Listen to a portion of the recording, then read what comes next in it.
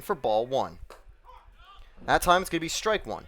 Oh, and also heads up as well if there's a little difficulty seeing behind the metal and net in front of the camera, I do apologize as well. That's just how the setup goes here. Fouled away 1 and 2. I think in maybe an inning break I might try something. Actually, let me see if it gets something going. That should be a little bit better. There we go. 1-2 now to Max Mandler. And he's taking that ball too. That was a close one. A little hard to tell. Say this setup, there actually isn't any zoom needed for this. It's the closest of any park that would probably contribute to why there's a net and cage here. Mandler draws the count full. We know just how lethal Mandler can be when he's at the plate, but not in the way you'd think. Mandler's going to ground that hard to short. That's going to be picked up, and that'll be out number 1. A good play in the field right there. And the Red Wings get the first out of the inning. Center fielder, number 8, Cooper Smith. Cooper Smith is now up with 1 away. For the season, Cooper Smith, he's hitting .256. That's better than the Pios team average of .186. So you might see some players flirting around the Mendoza line, but most of those guys are relatively close to team average.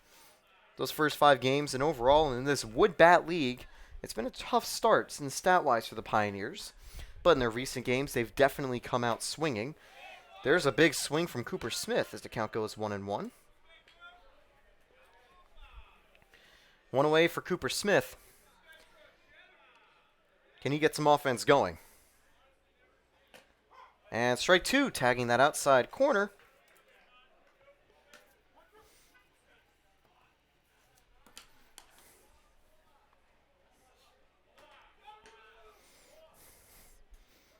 And strike 3 gets him on the swing.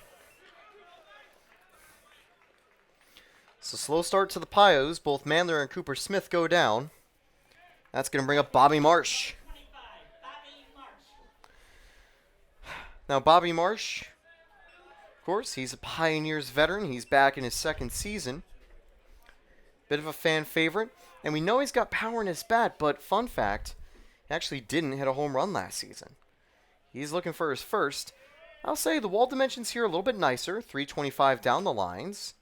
And also 402 deep center. The home runs are incredibly hard to come through from this league.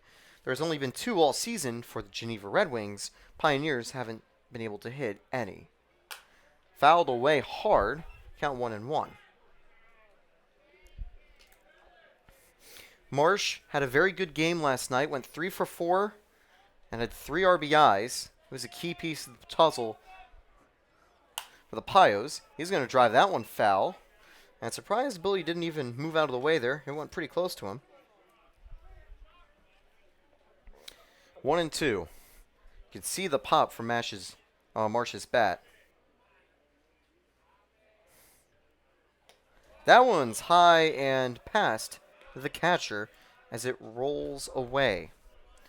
Count now 2-2. I'll say it's a little smaller of a backstop here. It might be harder, unless you really get a ball that goes to the corners, to really try to come home. So now you've got yourself a 2-2. What can Bobby Marsh do? He's going to foul that one as it tips off of the catcher. They're going to give him a second just to recuperate. Good news is, it looks like he's okay. That's, by the way, that is Winnie, number 33, at the plate.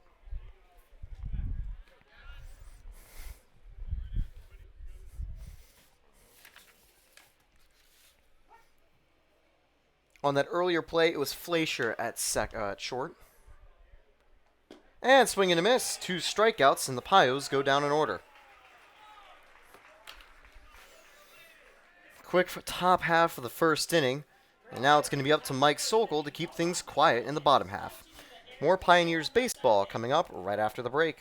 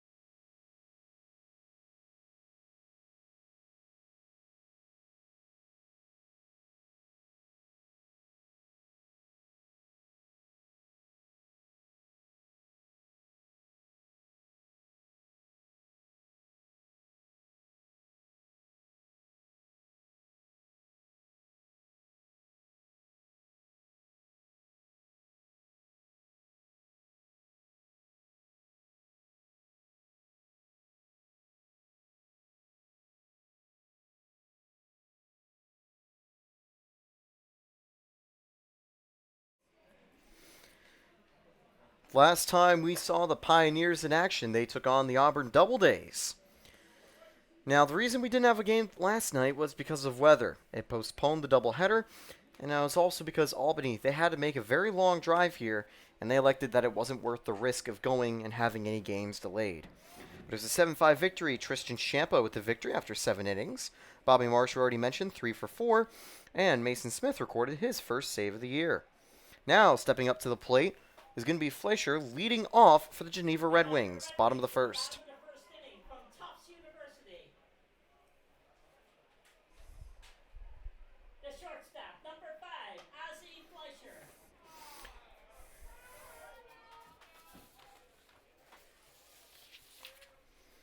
Fleischer takes ball 1. Just a bit inside.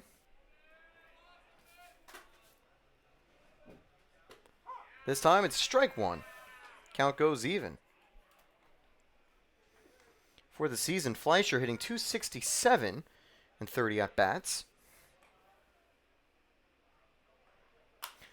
That one's going to be fouled away. Count goes 1-2. Here's how the defense lines up for your Pioneers. Scheider playing at third. Lucas Phelps at second. Osofsky at second. Phelps at short. Joe Muzio is back at first base after being an EH and DH for a few games. Count 2-2 now.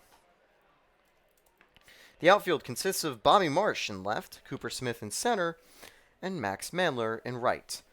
Brody Bartenstein and Mike Sokol form a battery. That's going to be grounded right to Osofsky and makes a play to first. 1 away.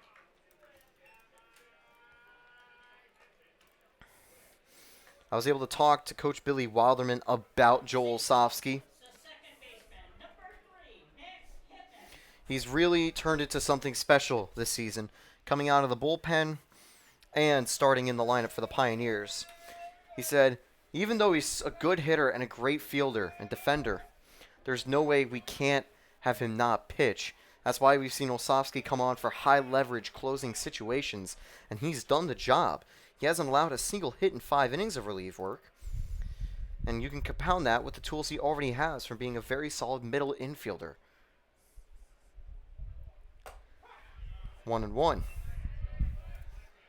The 1-1 count now to Hitman, who's up second as the second baseman for the Geneva Red Wings.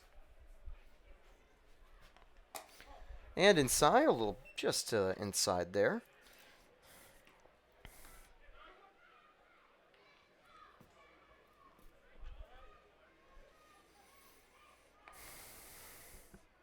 Two one now. Fouled away, 2-2. Looks like we're kind of back up again. Okay.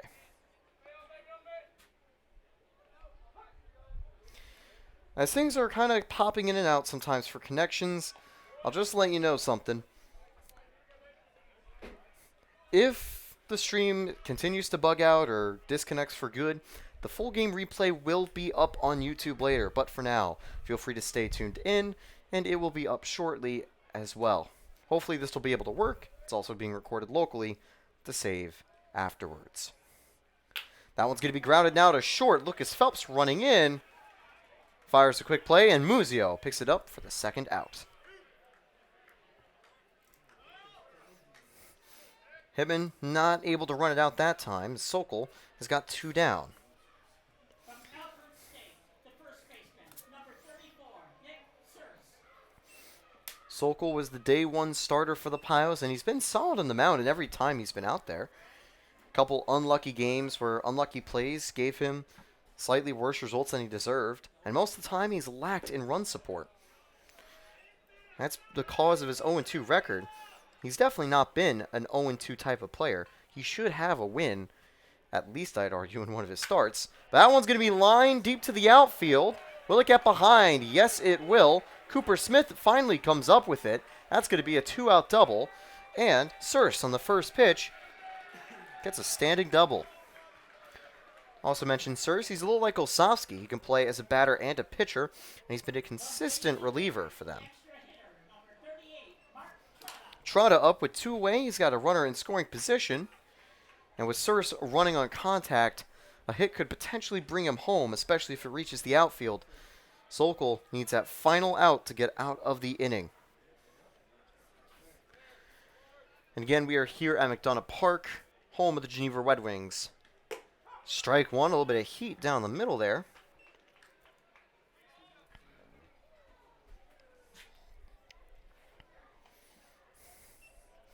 Oh, 1.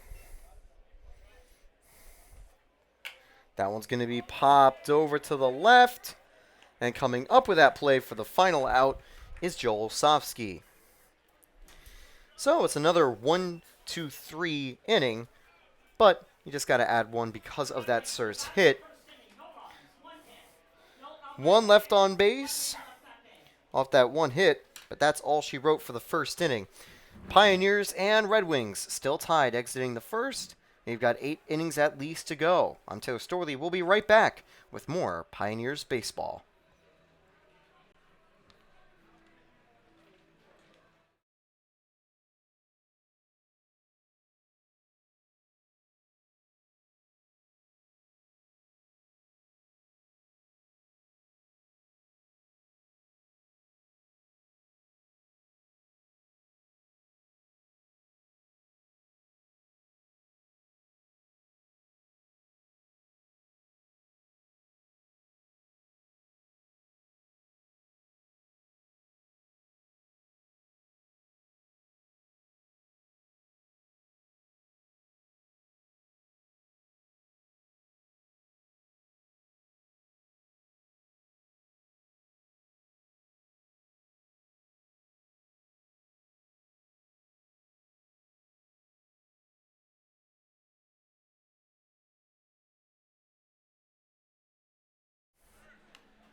And we are back in McDonough Park here in Geneva for the top of the second inning.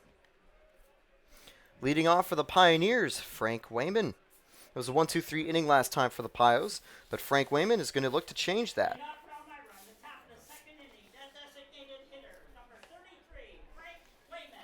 6 hits this season. He's driven in 4 RBIs.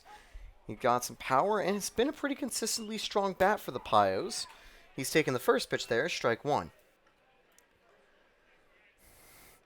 Weyman didn't start the season off as a Pios starter, but he eventually got his way into the lineup and hasn't left since. Apart from, the occasional exhibition and rest day, Weyman has been a consistent part for the Pios team, and I assume will continue to be so for the rest of the season. Weyman's going to ground that hard. It's going to go to second, and not handled cleanly enough, and he beats the throw just barely. Have to wait and see how that one's graded. It was close, but it could be given as an error at second. It is. So Weyman aboard. Off an error. Tough play for Hitman. Just bobbling the ball. Runner aboard. No one out. Now here comes Joe Muzio. He's got a runner aboard. No one out.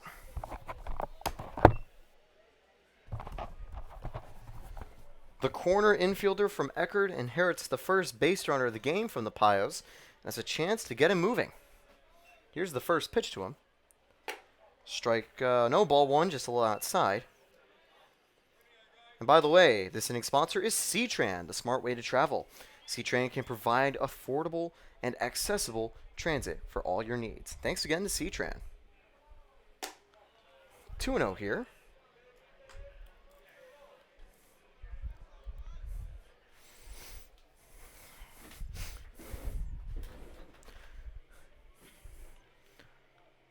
Muzio's got that runner aboard and going to call time really quickly.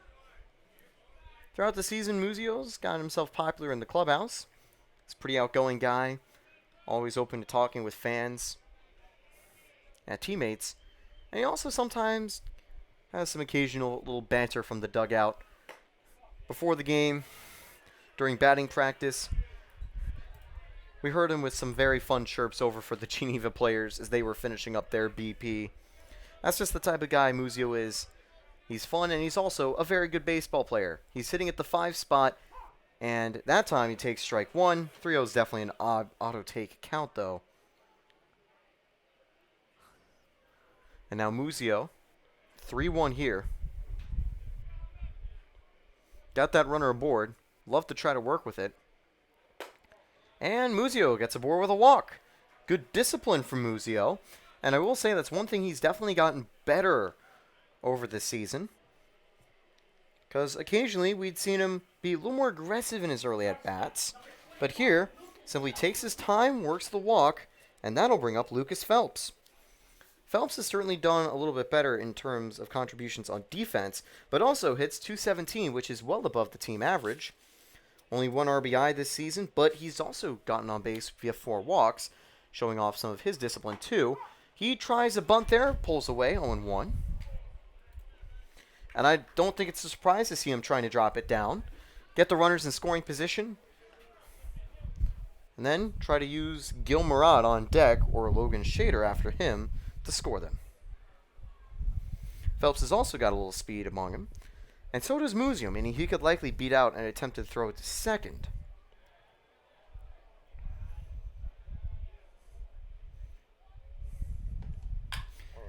Phelps drives that to the outfield. It's going to get down for the first out. Both runners stay put.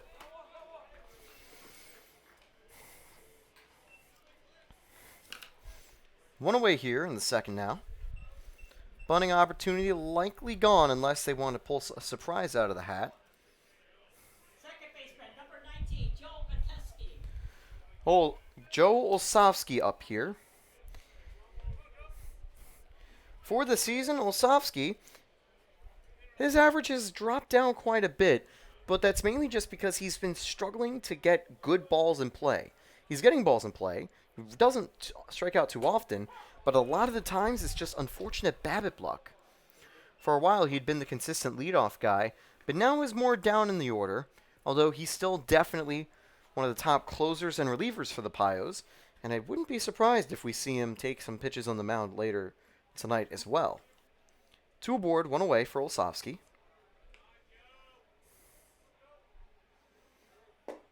And it's ball 1.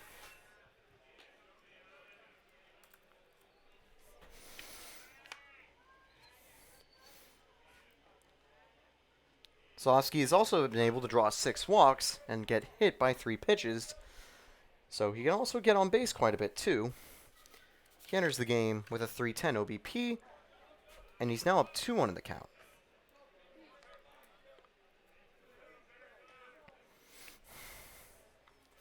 And again, thank you for tuning in at McDonough Park. There will definitely be some lag over time with the stream, and hopefully the stream will stay up the entire time. If not, be sure to check the YouTube channel, as the full game replay will be posted afterwards.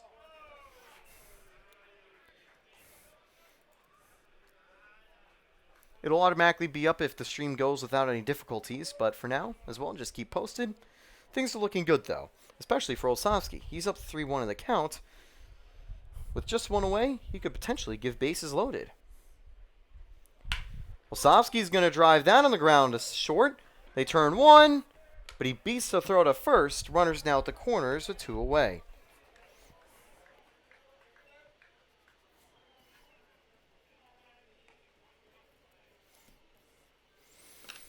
So Muzio out at second, but Olsavsky safe at first. Shortstop, number 6, Till Murad. The extra hitter, number 6, Gil Murad, coming up here. He's inheriting. Runners at the corners. 2 away. And strike 1. So now we're seeing Gabrish get ahead here. He's done a good job the first inning. Got runners at the corners, but he's also kept calm and forced easily fieldable balls to get those 2 outs.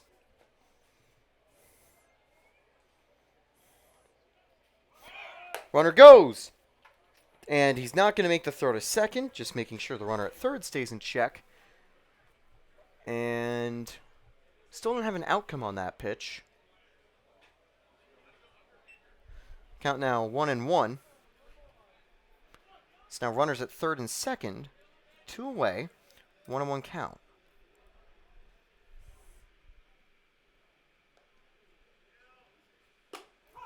And strike 2 called, close one there.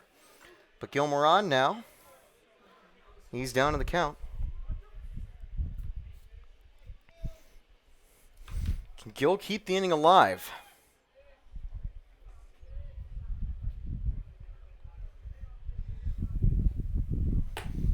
And holds up just in time, ball 2. And that was a close one, but he just kept from going all the way.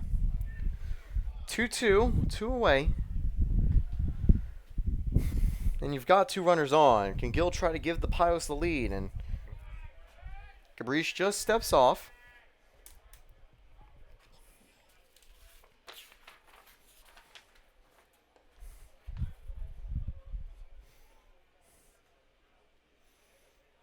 That's going to be grounded hard to second.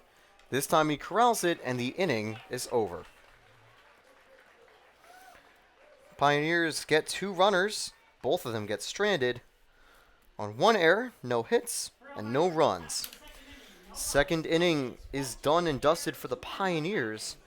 We'll be back with more Pioneers baseball after the break. I'm Taylor Storley.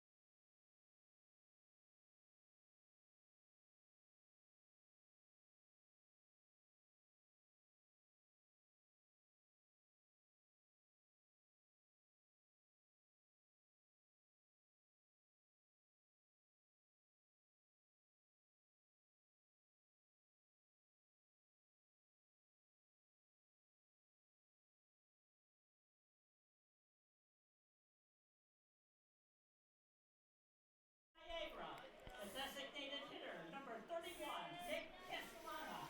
Castellana up here for the bottom of the second inning. He's currently the best hitter for the Red Wings. 353 and 17 at bats. He's going to be the first test for Sokol this time around. And it's outside, ball 1.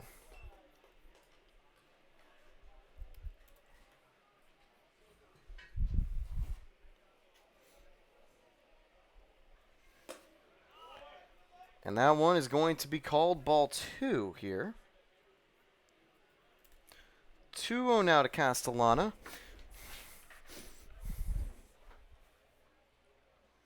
Swing and a miss there. That's going to be strike 1.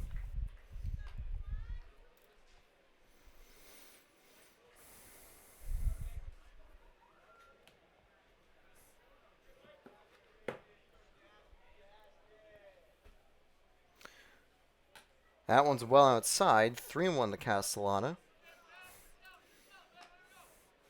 Sokol, not one to give up too many free bases, does find himself in a little narrow pickle here.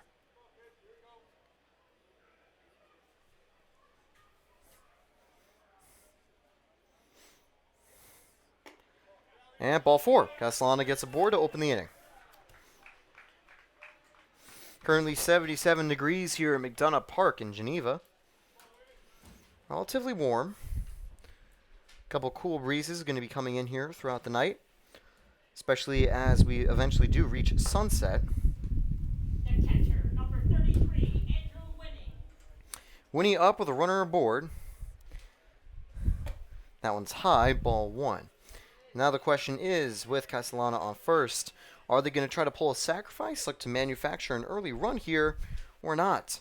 By the way, Salins is this inning's sponsor, the hot dog provider for your Elmira Pioneers. That's inside, ball 2. It's now 2-0 count. At this point, I'm certain pretty much the stream has got to be dead, unfortunately. 2-0. That one's high, ball 3 now.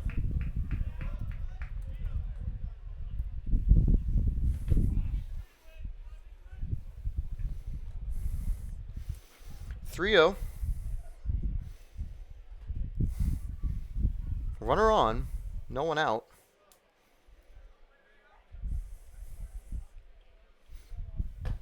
And strike one this time. Obvious take pitch right there with the 3-0 count.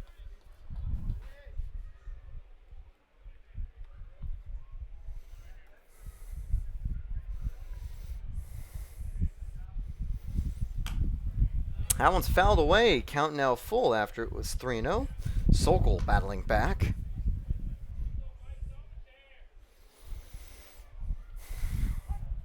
Got the runner on. He's likely moving on this next pitch.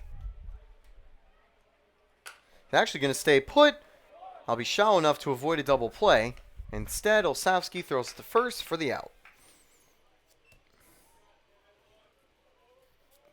Jelpy comes up here with a runner now on second. No out, one away. University of Illinois in Chicago, the center fielder, number 4, Brandon Gillespie.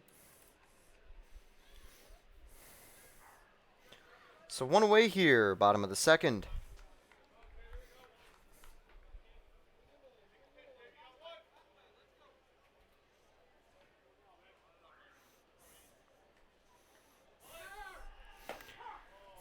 Runner goes to third, and the throw is not going to make it. But surprisingly, the runner doesn't go. Castellana slid in and didn't even think about going for home. He gets a clean base steal there, as the count's now, I believe, 1-0. So either way, the 1-0 count. There's now a runner on third. That one's going to be popped up, but it's just going to go foul. Muzio lets it go. It's well out of play, 1-1.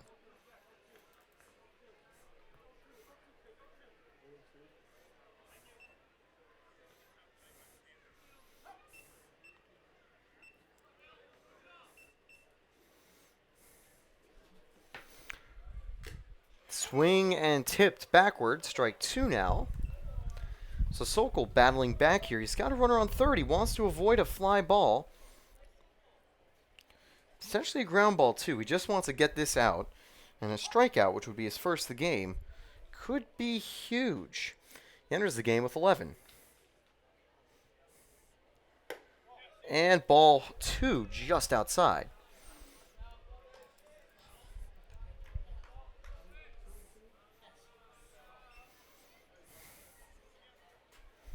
Two count, one away, and you've still got that incredibly dangerous runner staying at third. And ball 3, that one gets in the dirt.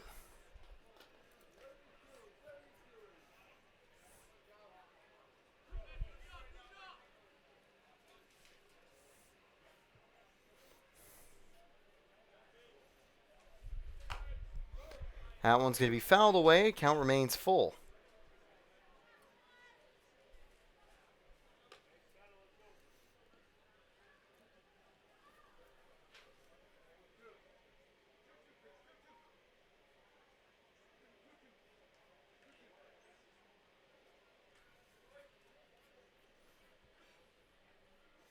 Three-two. That one's going to be popped up. Getting behind it, Bartenstein comes away with it. Second out.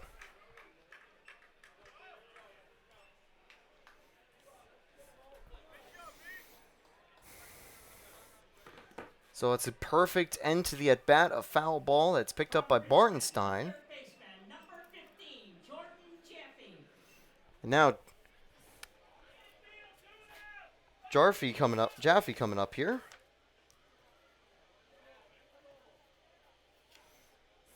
Two away. One runner on third. That one's going to be ball 1, just a bit outside.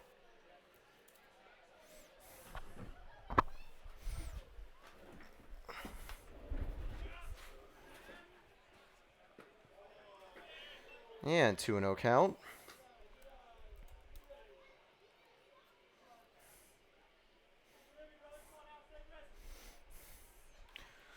So here to Jaffe. Swing and a miss there. Strike one. Sokol fighting back in the count. this season. Jaffe, 11 at-bats. He's only got 1 hit. He has gone on base with 2 walks and a hit by pitch. Foul that one away. 2-2 now. Warmer pitch, and Gil Murad can get out of the inning after surrendering that early walk.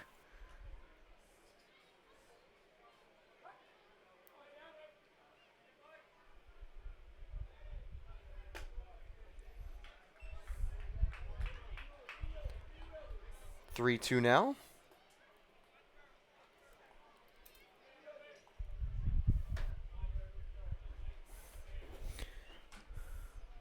Fouled away. Still a 3-2 count. And I think,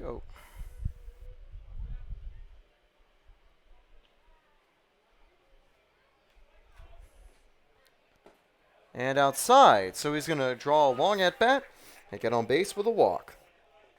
McDermott up now with 2 away. Similar to the Pio situation, they get runners at the corners late in the inning. From Clintanic, the left fielder, number 7, Andrew McDermott. Andrew McDermott up here.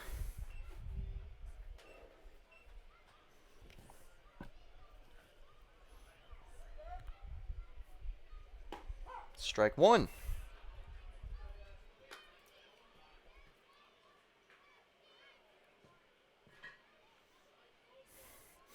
0-1, 2 away.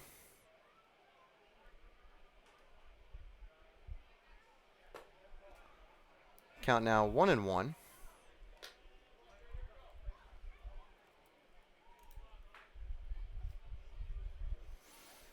And if we're still up for a second, because this is going on and off, just stay tuned. I'll try to get the full game up afterwards. If this keeps going badly, that at bat isn't going too badly for Sokol. 1-2 count. And by some miracle, I think we're back on air. Don't know how long it'll last, but if you're just returning, it's a 1-2 count with 2 away. And again, definitely just keep your eyes posted here. When the stream is live, you can watch it live. Otherwise, I'll just keep posting the game on YouTube after. That one's going to be flown out deep left field and foul. Still 1-2.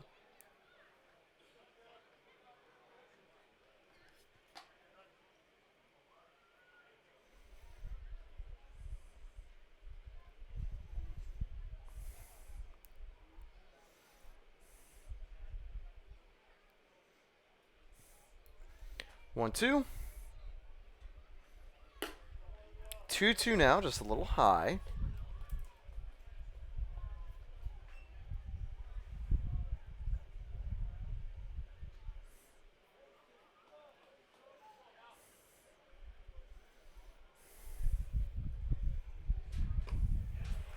And strike 3. Sokol gets out of the jam.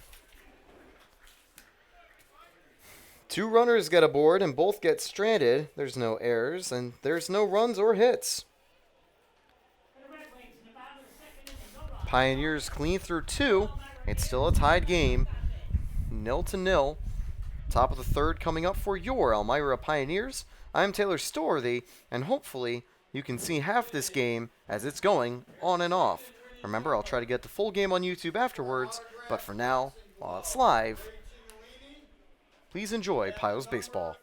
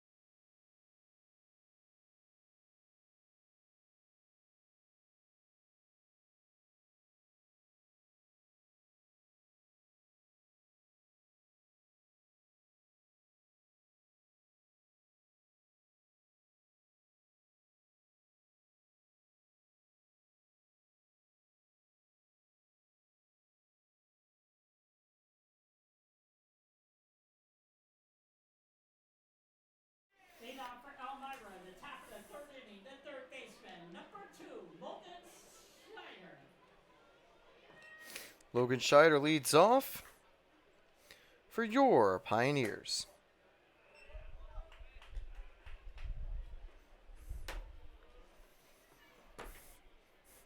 Want to know count now to the Pioneers' third baseman. Scheider, Bartenstein, and Max Mandler are the three due up as the count now is 1-1.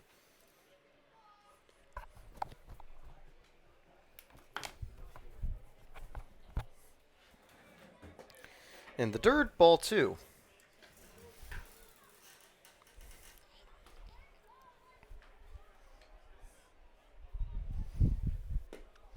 Ball 3 just outside.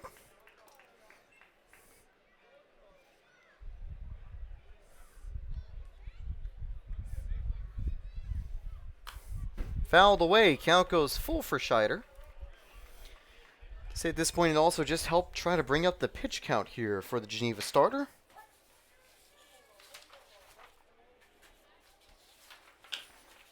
Scheider's going to ground that to third. He's going to try to rely on his foot work, but it's not enough. Just a few steps behind. That's out number 1.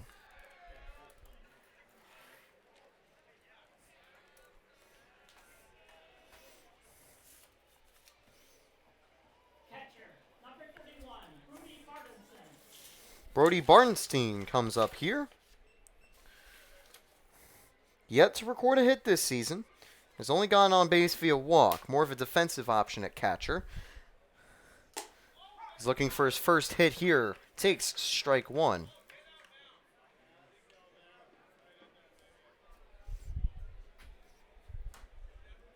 Oh, 1. Swing and a miss. He went all the way through. So the count now 0-2. And of course, bottom of the order up here for the Pioneers. And on deck, Max Mandler, the ever-versatile on-base machine. And strike 3, he goes down looking. That one up high and in the zone. 2 away. That's going to bring up Max Mandler for his second at-bat. Mandler grounded out last time, and he's a very interesting player. For the season, he's 1 for 12, but keep in mind, for his free bases, he's got 9 walks and 2 hit-by pitches. His stat line is an 0.83 average, 500 on-base percentage, and 0.83 slugging. Mandler gets his second hit of the season up the middle. First hit of the game for the Pioneers. And he's going to stay at first with a 2-out single.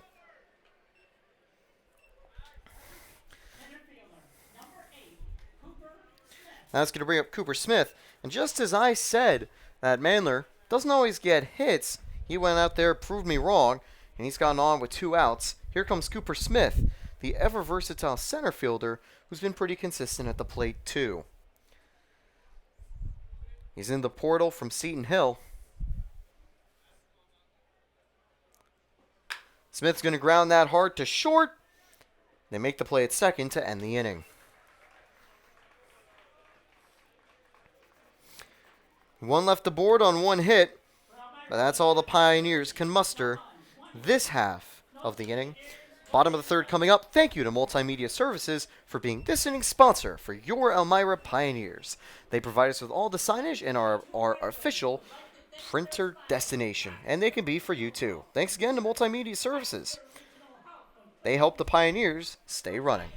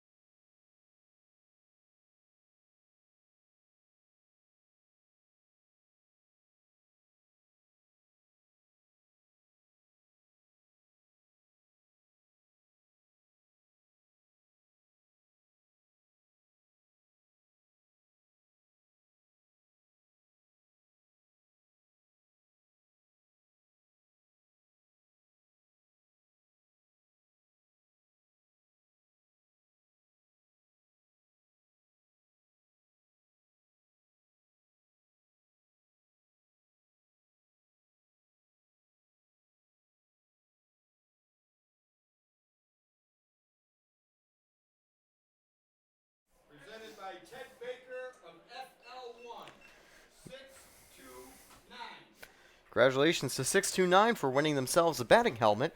Leading off now for the Geneva Red Wings, Picciotti, number 32.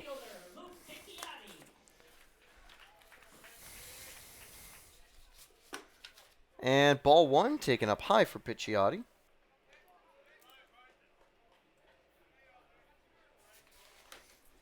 Picciotti enters this game with an .095 average. Definitely provides more defensive help for his team. 1-1 count now.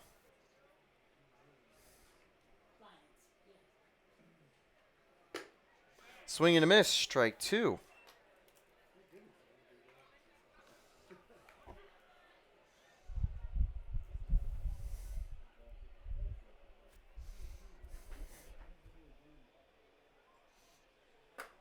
That's going to be high, ball two. 2-2.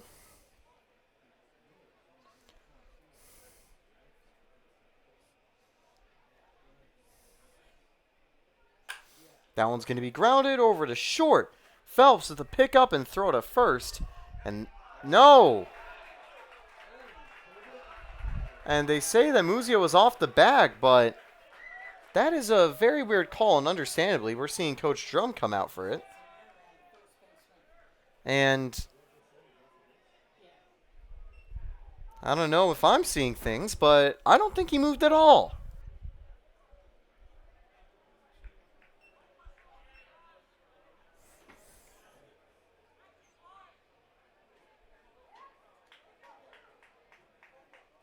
And that's one more I'd say that's an error on the umpire, rather on Joe Muzio, but that's how it will go into the books. From our view up in the booth, his foot was just on first. Anyway, runner now aboard with no one out. Fletcher's back. He was the top of the order back in the first inning and grounded out. So a very weird play. He's going to now line that one up the middle. Smith calls for it as it gets down. Two aboard now. That one, no debate needed. It's a single. Second hit of the game for the Geneva Red Wings. And that turns what could have been a runner on first and one out situation. Something a bit worse for Sokol. More of that bad luck we were talking about. I'm trying to remember whether it was Sokol. No, indeed it was Sokol on the mound during that game where we saw the very questionable decision with the check swing. That ultimately caused Sokol to surrender one extra run. Here had 4 earned in 5 innings. And by the way, the Pios lost that game 4-3. So those close calls can make all the difference going one way or the other.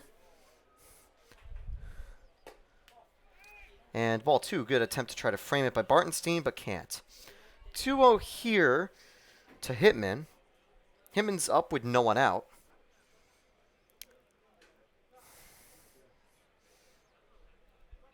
And home plate umpire? He's talking over with Coach Drum. And I'm not sure if Drum was a little bit happy about some of those calls.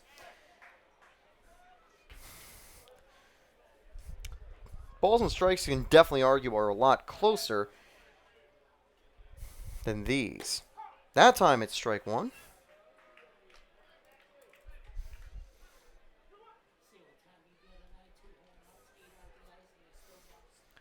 2-1, 2 aboard. Surse on deck and Trotta behind. That one's fouled away. Count 2-2 now.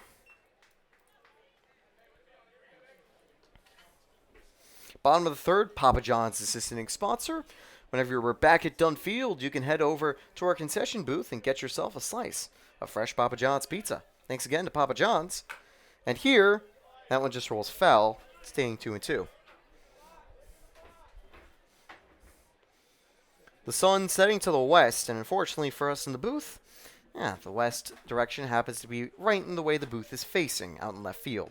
So I'll give a very, very hard glare. Makes our job a little harder, although it looks like from the camera it doesn't hurt too bad. The bigger thing in the way is, of course, the metal fence and net, which I will say it's good to have the protection against any rampant foul balls. 2-2. Swing and miss, and oof, you could tell that Hitman wanted it on that one. The bat fell out of his hands. 1 away, 2 aboard still. That's going to bring up Circe. He doubled his last time up. First baseman, number 34, Nick Circe. Circe, similar to the Pioneers' Olsovsky, he can double from the plate and on the mound. For the season from the mound, Circe, a 2.88 ERA, where he's had 5 appearances from the bullpen. He's also hitting 282 for the season. 1-0 count.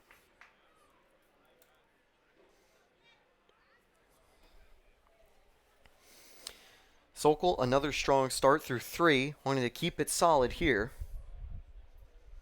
That one's going to be grounded and foul.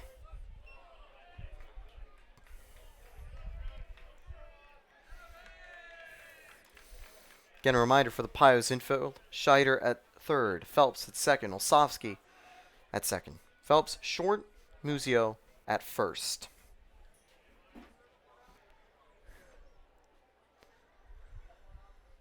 Sokol finds strike 2 there. It's a 1-2 count now. One more strike away from getting Circe retired.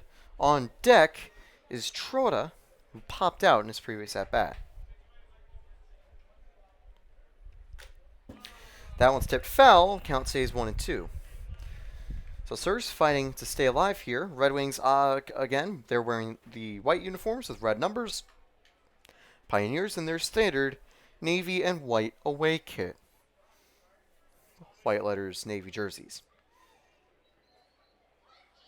That one's going to be popped up and sent deep. Mandler tracking back, but he's not going to be able to stop it. Circe takes it deep, and that one is out of here. Circe, a 3-run shot, and the Red Wings take a 3-run lead.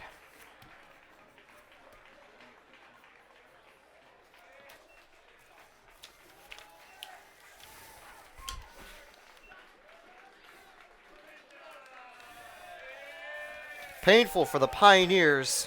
Red Wings will love that. And for Circe, that's his 3rd of the season.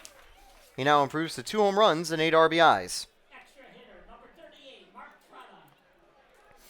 Trotta doesn't have a chance to bring any runners home except for himself now after that 3-run shot. Base is empty. That was kind of a no-doubter, you could argue, as now the count's 0-1. 1-0, actually. It slipped away from Bartenstein. Just got a good barrel to it and took it deep. 1 away. 1-0. Outside, ball 2.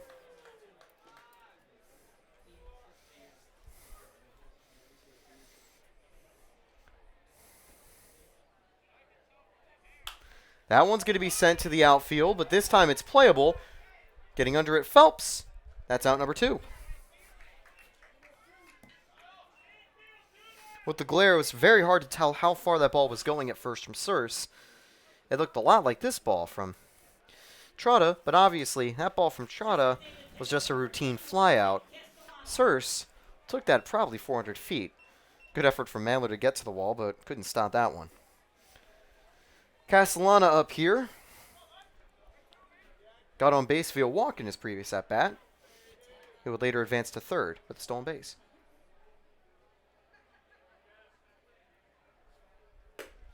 And Bartenstein, good framing there for strike 1. 0-1 with 2 away.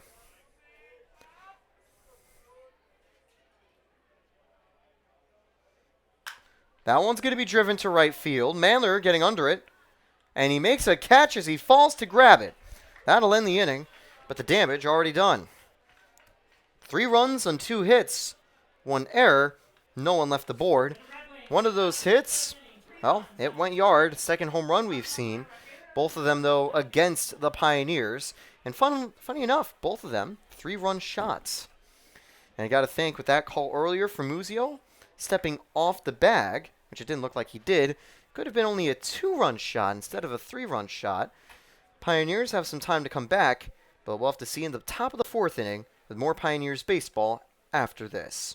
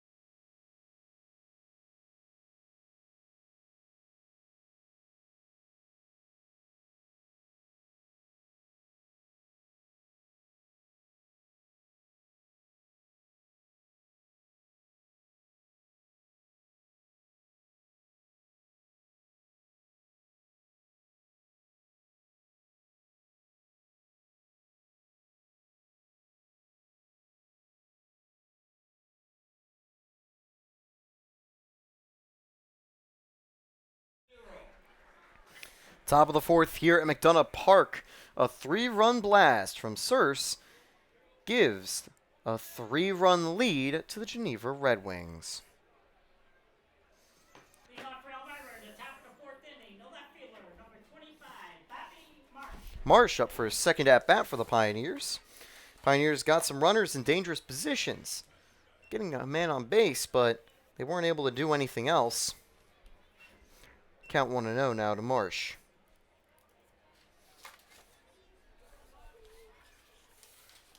Marsh is going to drive that one. That's deep left field. Tracking back. It's going to go and caught just deep left. Coming away with it. Incredibly hard to see right now with the setting sun. But the lefty comes up with it. One away. Disappointing for Marsh. That's going to bring up Frank Weyman. One out for Weyman.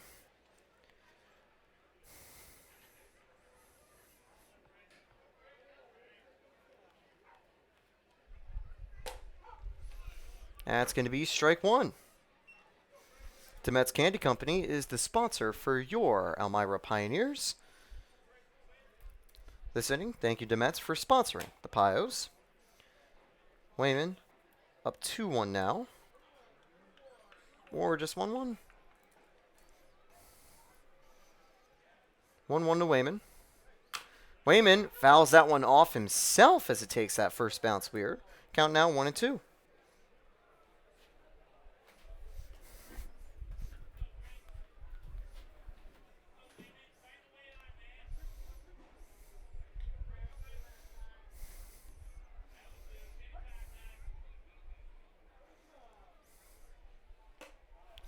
That one up high. Count now 2-2 to Weyman.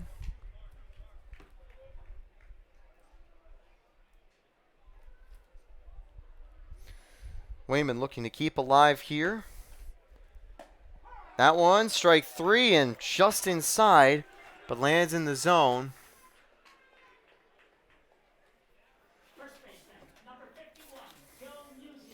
A tough start for the inning again for the Pios. Down 2 outs, no one on. To quote Joe, they really need him now. Empty bases just to keep this thing alive. You still have Phelps and then Opsovsky on deck. But for now, what can Muzio do? Just taking some time really quickly. Muzio able to go over some things.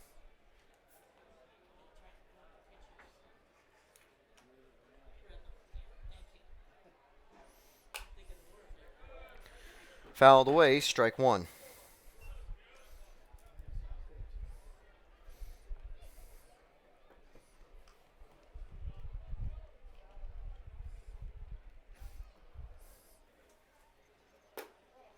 And ball, just a little outside. Close call there, 1-1.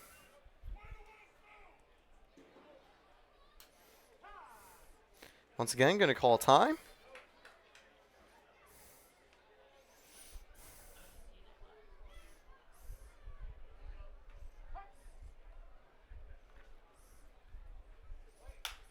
Muzio is going to send that one to left field. Should be a routine flyout. Yes, it is. The Pios go down in order. They trail by 3, entering the bottom of the 4th inning. Thanks again to Demet's Candy Company for being this inning's sponsor. I'm Taylor Storthy. More Pioneers baseball right after this.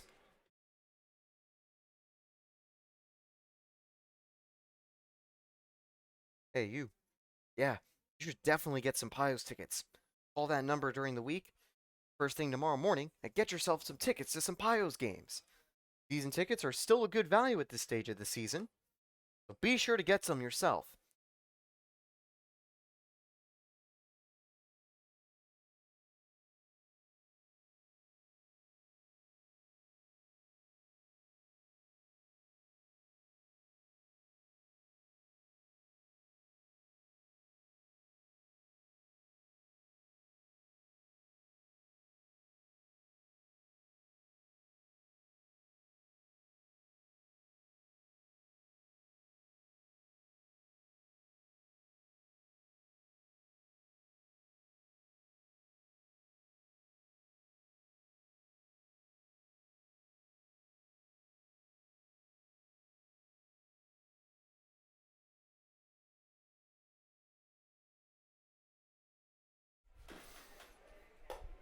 We are back now at the bottom of the fourth inning. Vasco Brands is this inning sponsor for your Elmira Pioneers.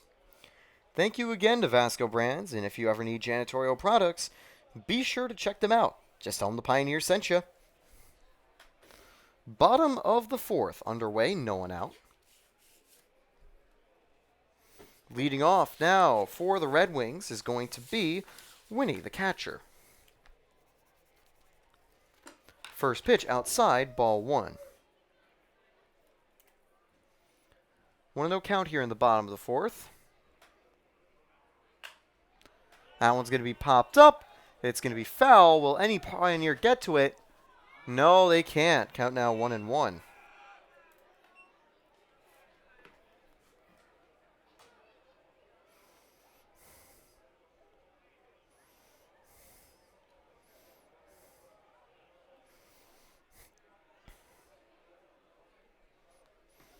One and one here. Still the bottom of the fourth.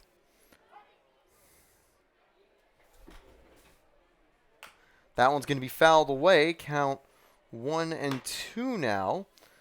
Sokol's had a solid start. It's just one unfortunate play that has put him in a little bit of a hole.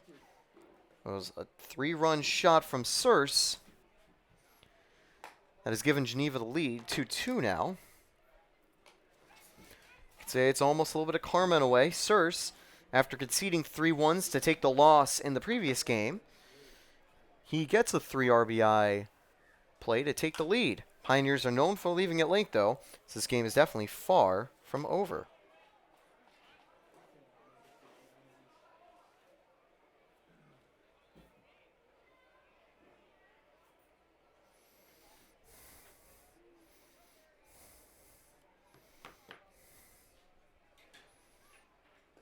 That one's away, 3-2.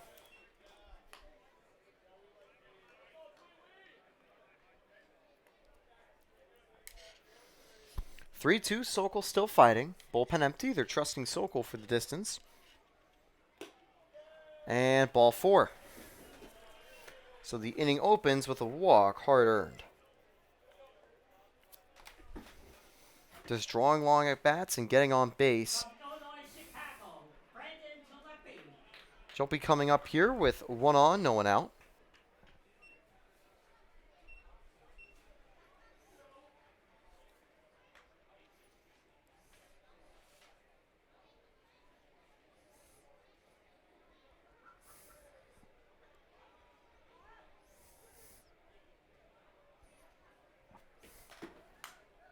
That one's going to be fouled away.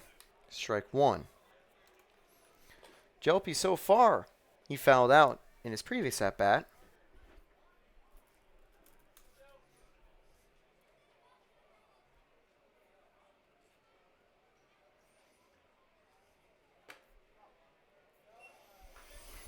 Count 1-1 here.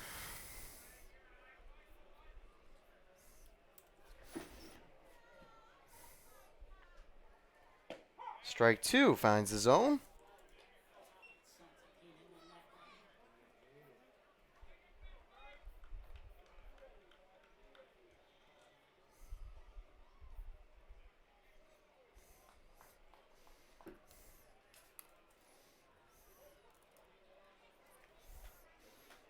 That one's going to be grounded. Hard to third. Shader. No, it's going to be picked up by Phelps. They're just going to hold on to it. That'll be a single, putting 2 aboard, no one out.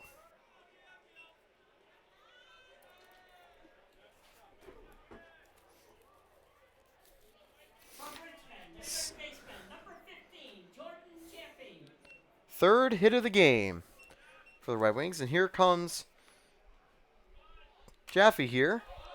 Allen's going to be a pop-up in foul territory outside strike 1.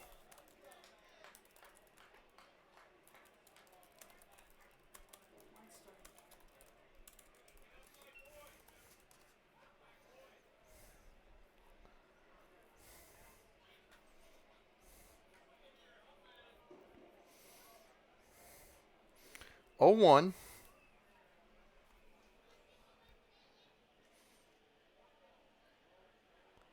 Tries a bunt. He's going to get it down. Muzio not able to pick it up. And Muzio, I think, was already thinking of the throw rather than securing the ball. So Muzio not on the scene there. Graded surprisingly as a hit. Bases now loaded. No one out. McDermott up here. Infield playing in. Left fielder, number 7, Andrew McDermott. I gotta put my sunglasses back on. This is the one ballpark where you really wish that the sunset would come as soon as it can. Otherwise, it's nearly impossible to see the field. Strike one this time against McDermott.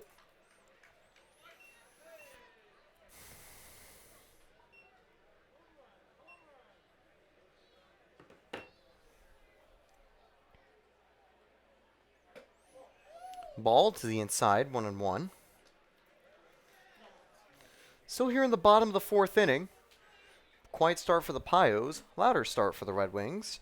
They've got a chance with bases loaded. Looks like Jared Podest is getting stretched as he's walking out to the bullpen. 2-1.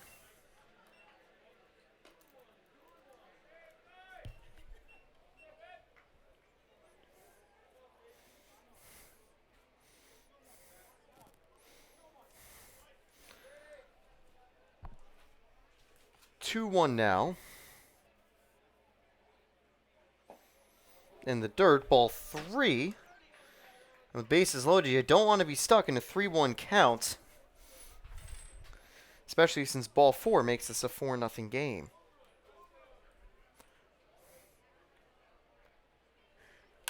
That one's going to be lined and foul. Full count.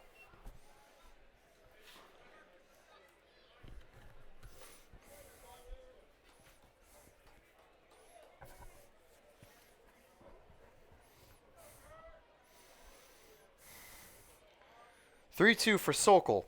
McDermott looking to get that run home no matter what. That one's going to be fouled away again.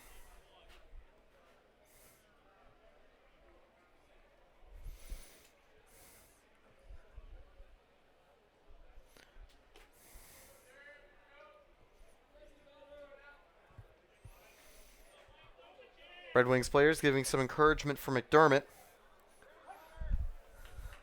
3-2. And ball 4 called on a close pitch. That brings home a run.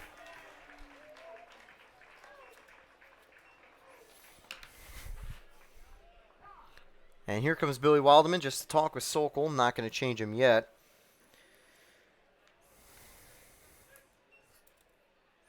And with that, it's a 4-0 lead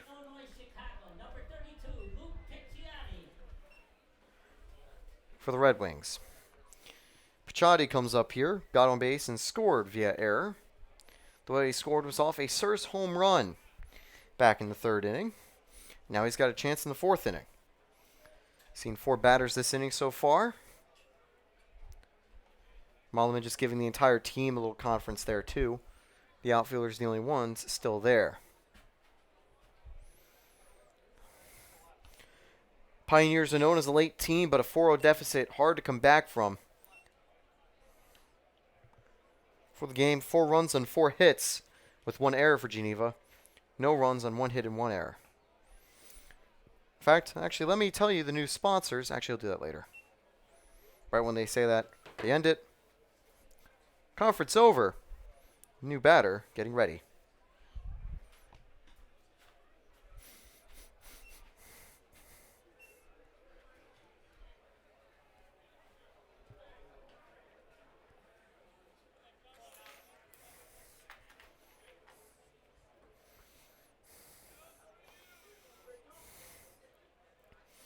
No one out, bases loaded. Strike 1.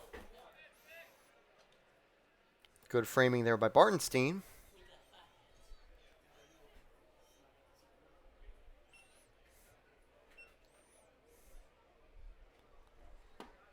And ball just a bit low.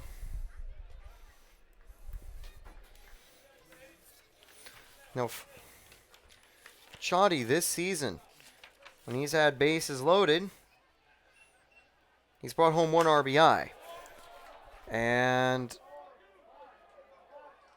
That is a fly ball deep to the outfield. Brought in. 1 run will score. So it's a sacrifice fly. I can't tell what side it went to because of the sun. But regardless, it brings home an RBI. Two-way runners now at the corners for Flesher.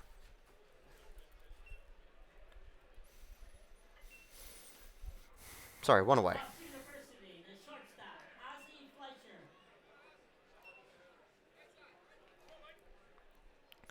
I'll double check what time that sunset is so I can actually see the field for a change. Runner goes as that one's fouled away. Strike 1.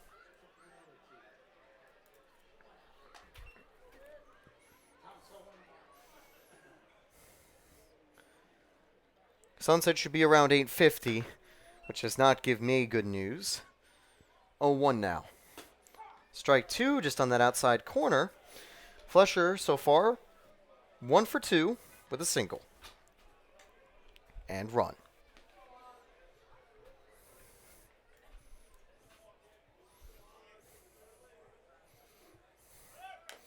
Fouled away. Staying 0-2. Runner did go. I do wonder whether we might see Sokol try to run a pickoff here. He can see that Dermott's aggressive at first.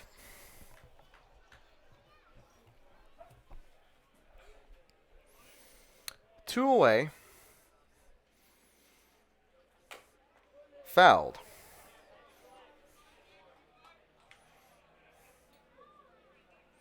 One away. 0-2 count. Hitman on deck.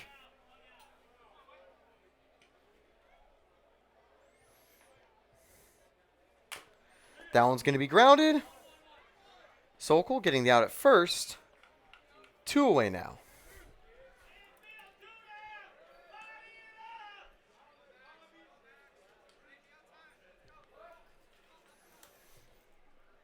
Hitman up here. From St. Joseph's, the second baseman, number 3, Mix Hitman. He's 0 for 2 today. He struck out in his last plate appearance. That was the second strikeout for Sokol. That one's lined foul, 0-1.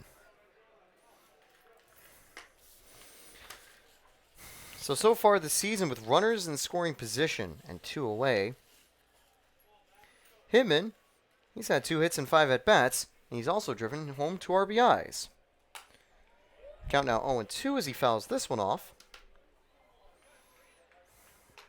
Still a 4-0 lead for Geneva. Actually, I think it was 5. Yeah, 5 because of the sacrifice fly. Sun just messing up the stream in more ways than one. That one's outside, ball 1. 1-2, 2 away here in the bottom of the 4th.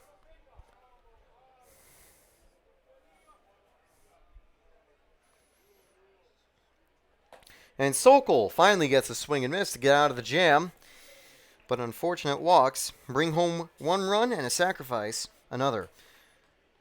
2 hits, 2 runs, 2 left aboard, no errors. Pios trail 5-0, entering the top of the 5th.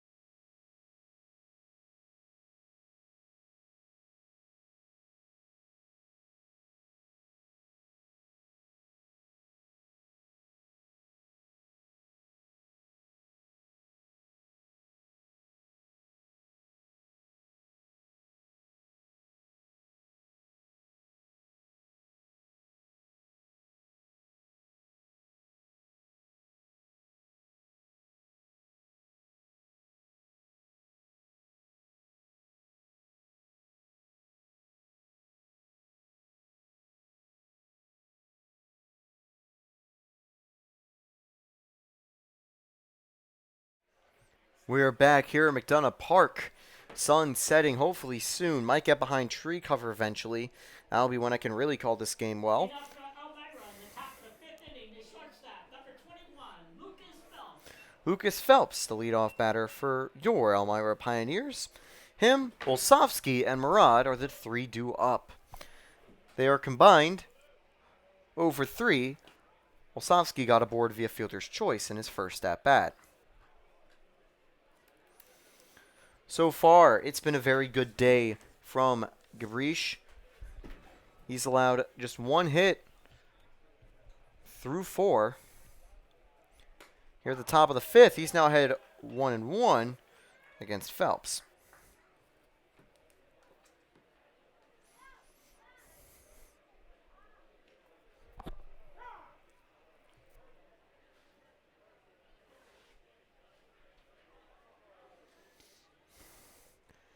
One.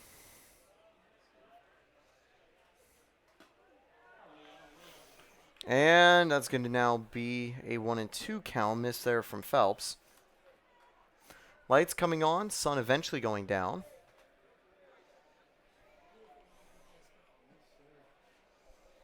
So here's the 1-2. And strike 3. Phelps goes down looking. That is another strikeout there for Gabrish. Second baseman, number 19, Joel Ashelski. Wolsowski up here now. 1 away. Now, Wolsowski's father used to play in the NFL and currently is a coach with the Pittsburgh Steelers. Big note for the Steelers, they were just able to sign their first-round pick by the name of Kenny Pickett. And speaking of picks, the NBA draft is also on tonight, as Olsowski's going to drive one to the gap, but it's going to be caught for out number 2 in left field. That one had some power behind it, but not enough. By the way, Arnett Health is this inning's sponsor, the official healthcare provider for your Elmira Pioneers. Here comes Gil Murad, the extra hitter for the Pioneers. He's 0 for 1 today with 2 away. He's going to be tasked with getting that offense going. Murad's going to ground that up the middle, picked up at short, and making the play to end the inning. Another 1-2 inning, 3 inning for the Pioneers. They still trail by 5, entering the bottom of the 5th. No Geneva errors, no one left on base.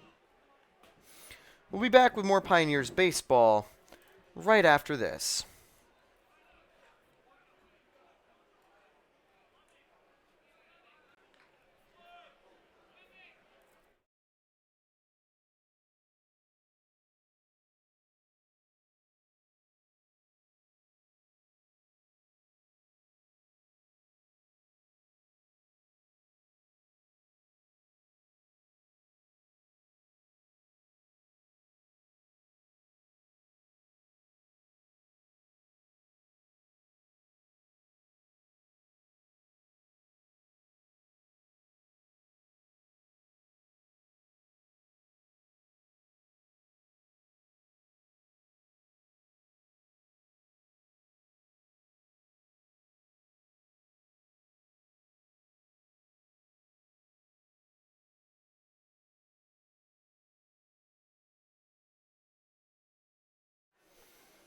We are back here at McDonough Park, and Jarek Podest will come on to relieve Mike Sokol. He finishes 4 innings, a 5-run ball. Not all of them are earned. We'll get you that full number a little bit later.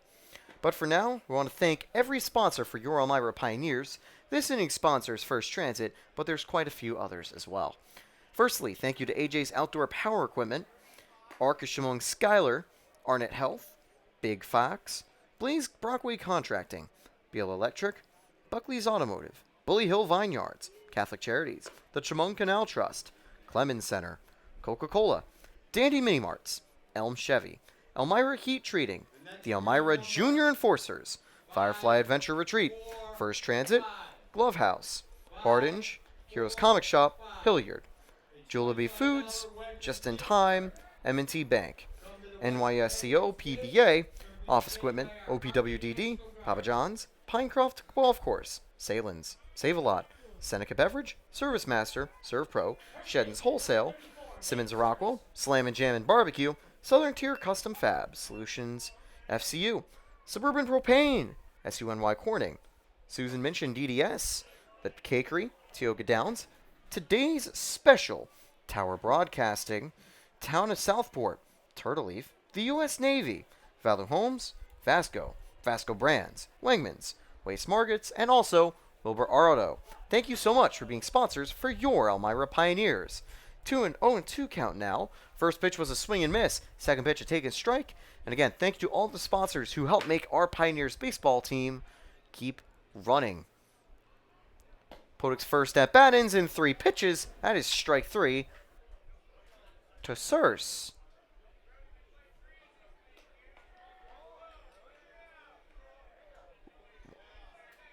Is that strike 3 or 1 and 2?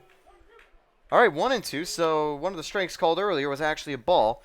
This umpire is very vocal. It makes it tough to tell. That time he rings him up on the outside corner on a pitch that I'll be the first one to tell you should have been ball 2. But that other pitch that was called for a ball looked like a strike. So honestly ends in the same outcome. Surse not able to get another home run. Notably for Surse, by the way, he had hit that 3-run shot to give the Red Wings the 3-1 lead that they still hold. Trotta 0 for 2 as he enters this at bat with runaway. Strike 1 in the outside corner.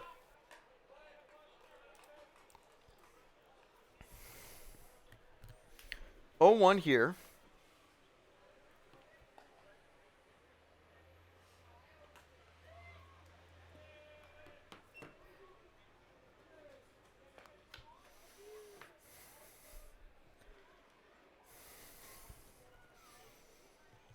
So now the count 1-1 here against Trotta.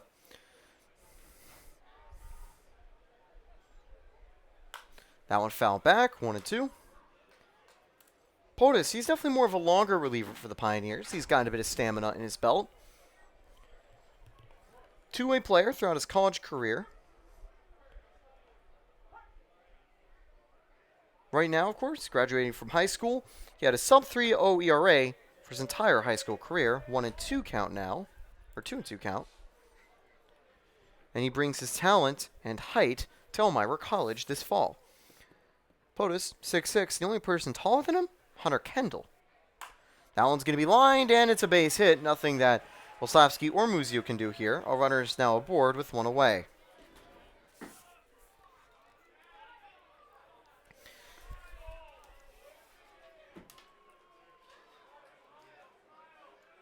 From Niagara, the designated hitter, number 31, Nick Castellana. Castellana up here with 1 out.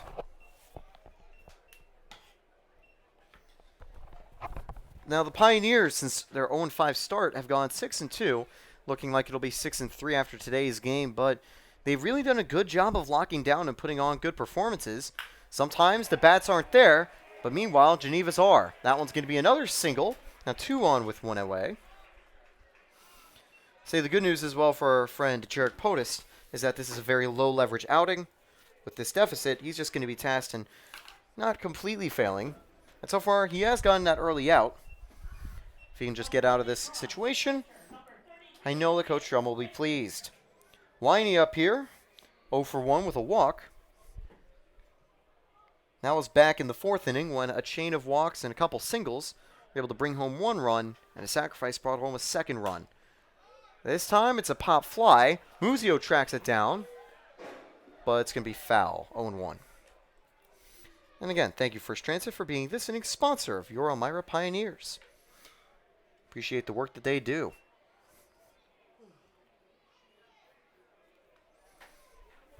POTUS looks. Back on the mound, 0-1. Swing and a miss, 0-2 here.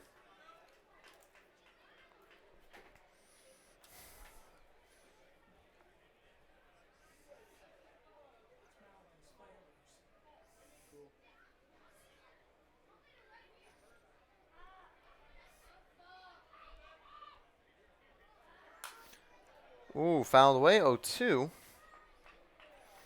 When he's staying alive here. We'll give you some of POTUS' stats.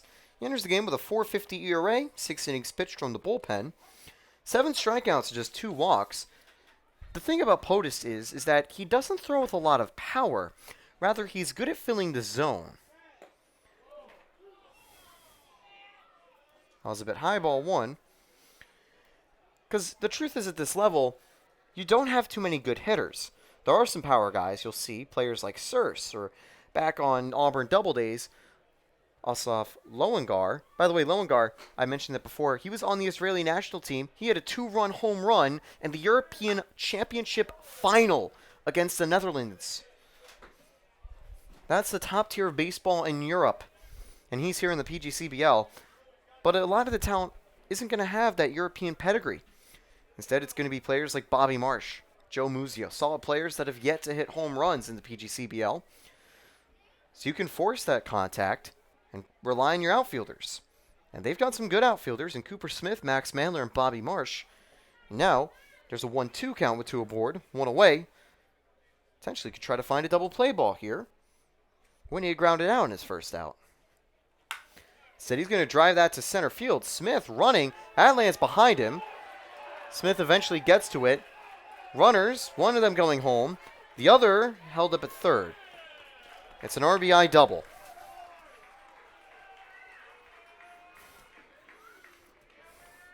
So he found it in the gap. It's now a 6-0 ball game.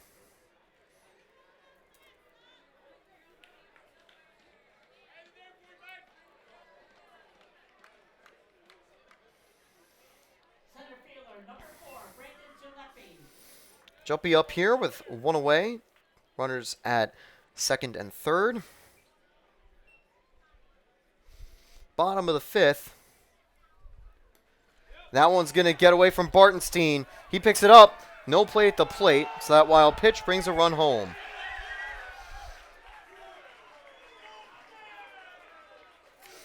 Slips past Bartenstein. That's unfortunate.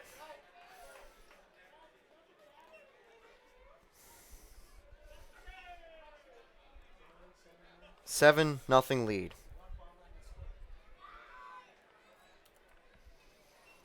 One and 0 now.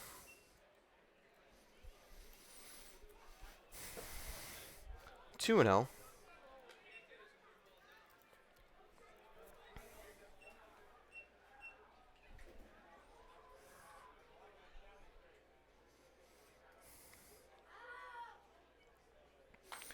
Foul backward. The fence and net helping keep the scoreboard crew safe. 2 and 1.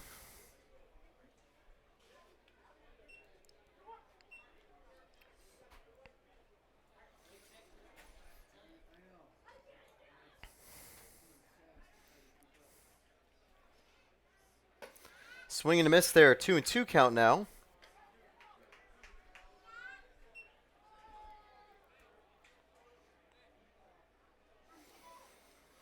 POTUS looks up and down, gets his sign. Now the 2-2 to Jalpi. Fouled away. I'll give you the line score really quickly. No runs on 1 hit and 1 error for the Pios. 7 runs, 8 hits, 1 error for the Red Wings. POTUS looking to get out number 2 here. And ball 3. Mason Smith, I think, going to get some warm-up stretches. Looks like he'll probably get called upon, likely for maybe inning 7, or even in the 6th if they want to take out Jarek POTUS. That one's going to be fouled. So staying alive here, Jalpi.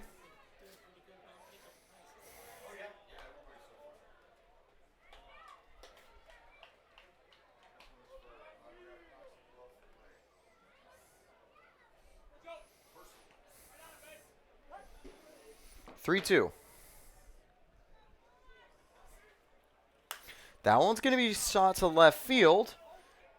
Foul. So once again, he stays alive.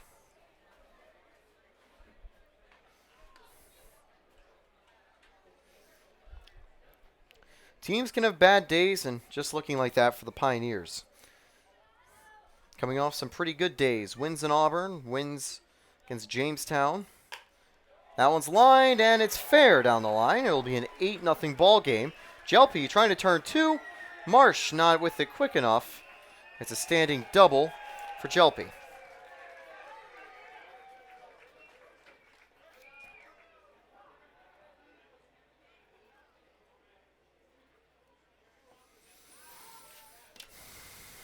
Jeff up here.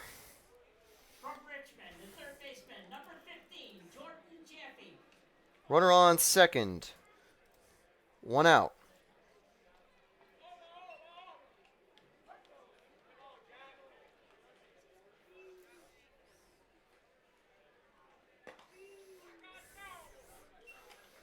One 0 count.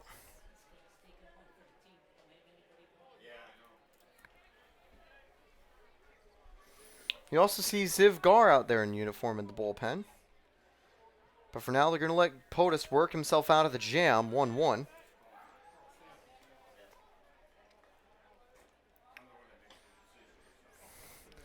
Wonder if we'll get to see some pinch hitters here from Geneva eventually.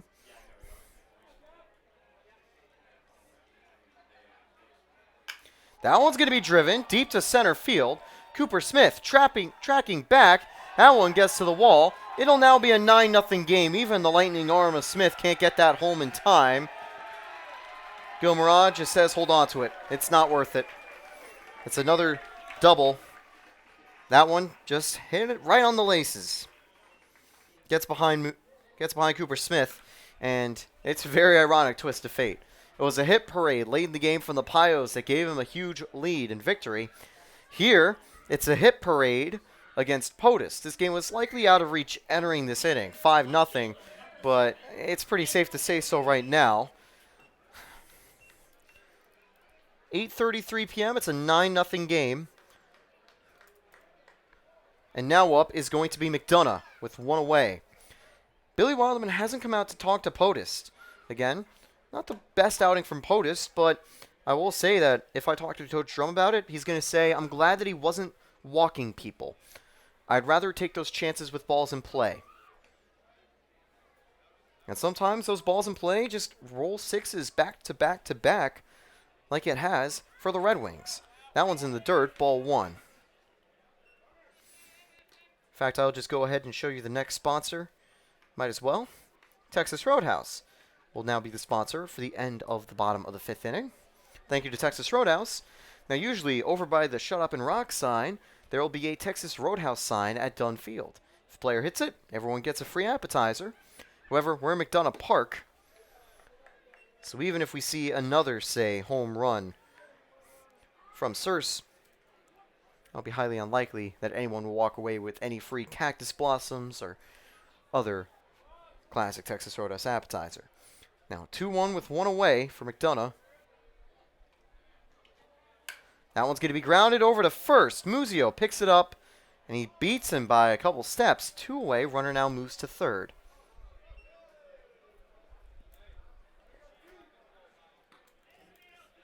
Just so you know, Geneva player hits the kangaroo sign, a fan wins $1,000. From University All right, sounds good. of Chicago, Luke Picciani. So Pachani is going to be up here now with 2 away. So as the sun sets, as we see left field a little bit better, you want to keep an eye out for the kangaroo sign. Obviously do that next inning as Cooper Smith comes up with the final out here. Player hits that sign out in deep left field. One of the fans at McDonough Park is going to walk away with $1,000. Well, this time around, the Red Wings come away with a prize. Not $1,000, rather 9 runs. 5 runs, 5 hits, no errors. 1 land on base. 9-0 lead for Geneva. Can the Pioneers show any sign of life this half of the inning?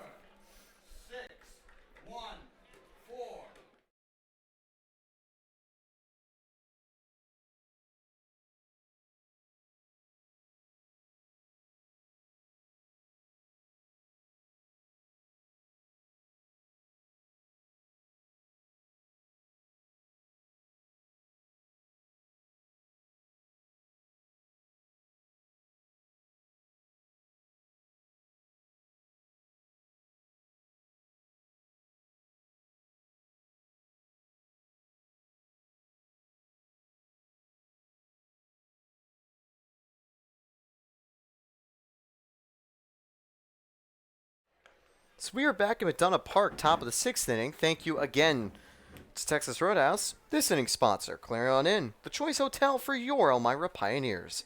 Shader is going to lead off for the Pios. Jarek Potus came in with a relief stint just to eat up an inning or two, or maybe more. It didn't go as planned. The Babbitt luck going into favor, rolling up a 20 in that inning with the D&D players known as the Red Wings. But so far, Shader gets some good luck. That's going to be a leadoff single.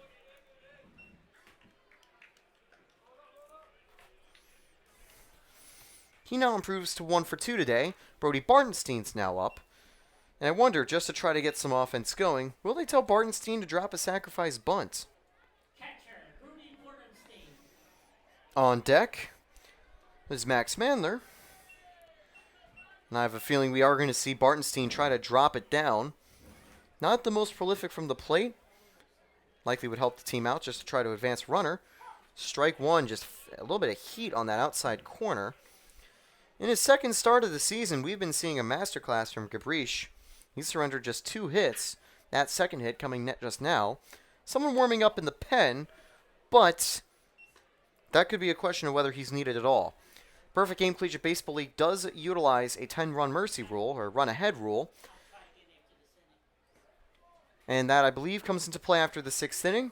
So depending on how electric the Red Wings offense remains, it could be a relatively early night, which could give Gabrish the benefit of a complete game.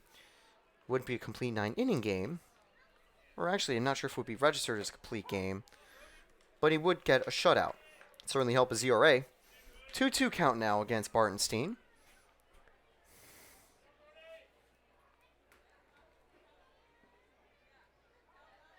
Fouled away.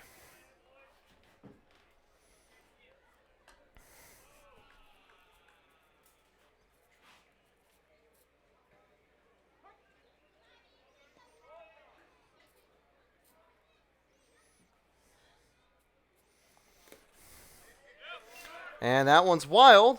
And that's going to let Shader steal second. Count now full.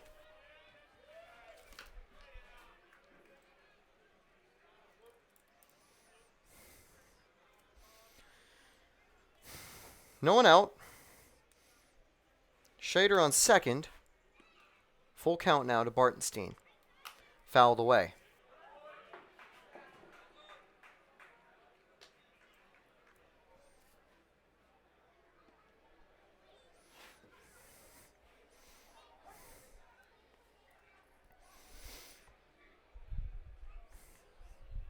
Three-two. Swing and a miss, and Bartenstein goes down swinging. Second strikeout of the game, 1 away. Mandler steps up. He had a hit, the first one for the Pios in his previous at-bat. 1 for 3 today. We said before, Mandler, he's not the most prolific when it comes to hitting, but he's elite at getting on base. He carries at a 500 on base percentage. And his hits have come when the Pios need it. He takes strike 1 now here. I was talking with a fellow broadcaster over from Geneva, and he was telling me that expect the Red Wings to try to get back into that title race. The West Division really up for grabs. Batavia and Jamestown are good, as well as Utica. And there's count now 0-2, very late call. But there's no true favorites per se at this stage. Pioneers are on a hot run. Utica's been solid. Batavia's been good. Jamestown's been good. And even Geneva's been good up until a recent losing stretch. Could be coming to an end here. Oh, slips. A Steven Gerrard want to be over at third base. Disappointing, but it will let the runner get to first. That's going to be graded as another hit. 2 on, 1 out. Center fielder, number 8, Cooper Smith. Here comes Cooper Smith now with 2 aboard. Marsh, Weyman, Muzio, the 3 due up, should there be a double play to end the inning. Marsh will still likely get a shot here. Pioneers do generally try to avoid the double play. Smith also isn't the most magnetic to double plays. The sad news is that's our friend Joel Sofsky, who occasionally gets into those little jams. Now Smith, he's going to drive one deep right field. Will it land foul? Yes, it will over in the bullpen.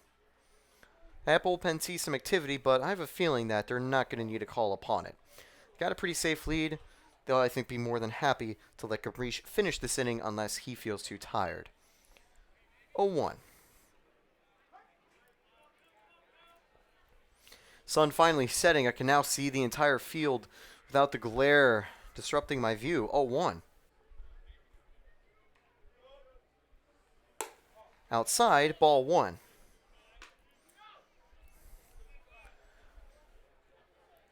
Pioneers, team that likes to leave it late, but they would really need some magic to get something going now.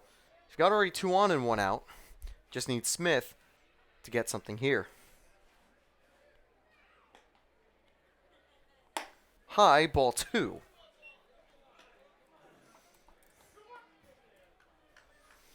Good discipline, as we've normally seen from Cooper Smith. Carries a 362 OBP, a 256 average, a 282 slugging. Cooper Smith, despite that good discipline, does also have 11 strikeouts. He's now going to line that hard to second. They're going to just take the force at first. 2 away, runners at third and second.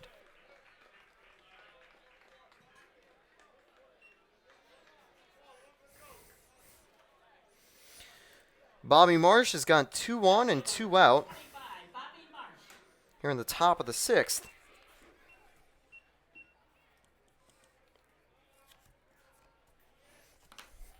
First run of the game for the Pioneers, standing just 90 feet away. And someone who can definitely bring some clutch runs home is Bobby Marsh. We've seen him get some good base hits in tough situations. And he'd like to keep that streak going. Swing and a miss there, strike 1. Fooled a little bit, I think. Can't really tell whether he just missed the ball or whether that was some good timing that caught him off guard. Marsh enters the at-bat, 0 for 2 with a strikeout.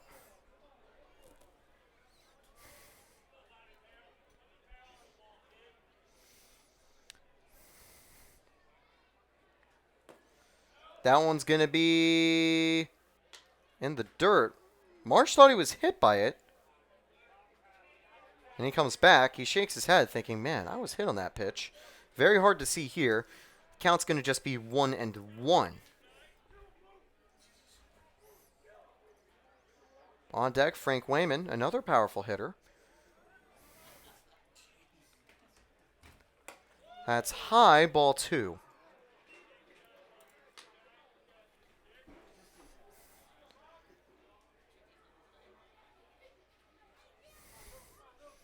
By the way, Wilderman at third, Brian Joe at first. Eugene does join, of course, the team over at the dugout. That one's going to be high, ball 3. Good discipline from Marsh, as we've seen this season. And he wouldn't mind getting the bases loaded. That bullpen's all discontinued warming up. They see it's 2 outs, they're just going to let their starter get his quality start in the record books. He's only surrendered 3 hits, 2 of them coming this inning. 2 away now.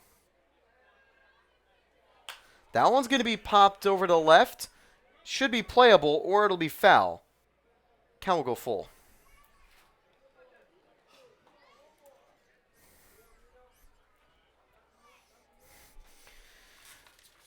So with 2 outs and 2 runners aboard for the season,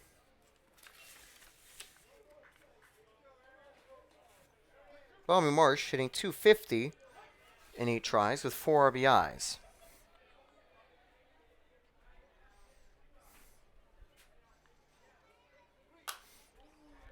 Fouls that one off. You can tell that Bobby just gets some great pop from that bat. He would love to drive it deep into the outfield, similar to one of the plays that got over Cooper Smith's head or landed nicely in the gap before for the Red Wings. He would like to bring those 2 runs home. Full count pitch.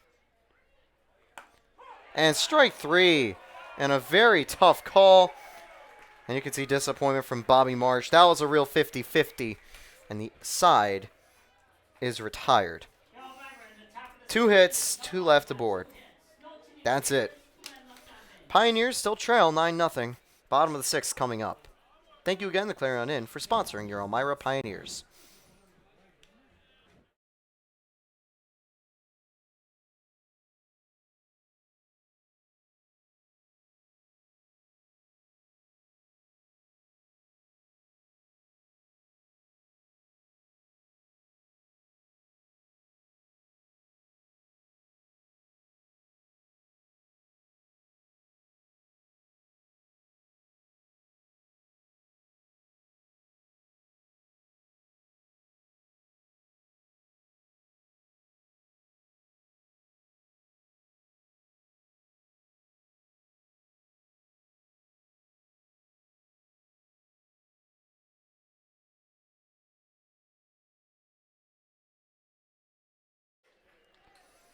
Here comes Mason Smith. He's going to enter the game to replace Jarek Podest in the bottom of the 6th.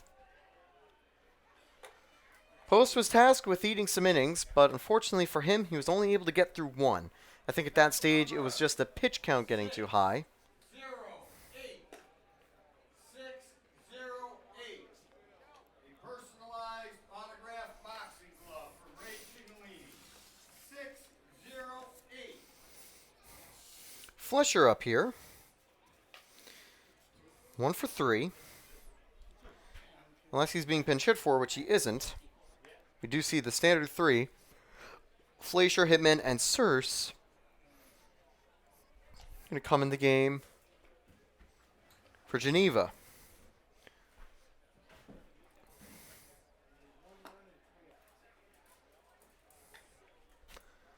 You could say it's just been Geneva's day here at McDonough Park. Small, but you can see pretty vocal fans here at Geneva.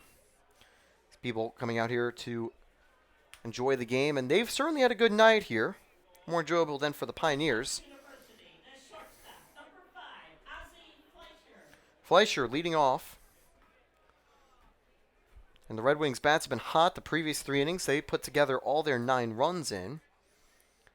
We were looking earlier at that first base call where the umpire said that Muzio was off the bag. It didn't really look like it was. Did that play a huge role in this game? Not really. Circe probably gets his home run either way. 1-0 count. It would really have turned this to an 8-0 deficit instead of 9-0, and I think they're going to say that Fleischer went a little too far, 1-1.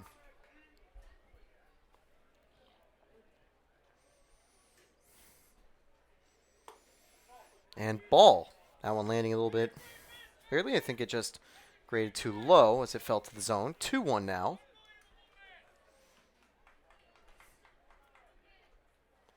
Foul back, 2-2. Entering this game, Mason Smith carries a .450 ERA in 4 appearances in 6 innings, similar to Jarek Podest. Mason Smith has a little more power in his pitches, though. That one's going to be driven to right field. Mandler can't come up with the play. It lands behind him. Fleischer with a stand-up double. Tough play there. Mandler always gives it his best in the outfield. And his best, unfortunately, just wasn't enough to pick up the ball. He's there to keep it at 2, though. That's a dangerous ball that could have turned into 3. Now up is Hitman. He's got a runner on second with no one out. For the season, with runners in scoring position, Hitman is 508 at-bats. So definitely not the start you want. If you're Smith, and that's not fielded well enough by Phelps. Runners are at the corners. Well, it's a routine ground ball, but Phelps not able to come up with it. And that's a shame. Phelps has been great defensively all year at short. He will be given the error on this play. 2 aboard, no one out, and here comes Circe.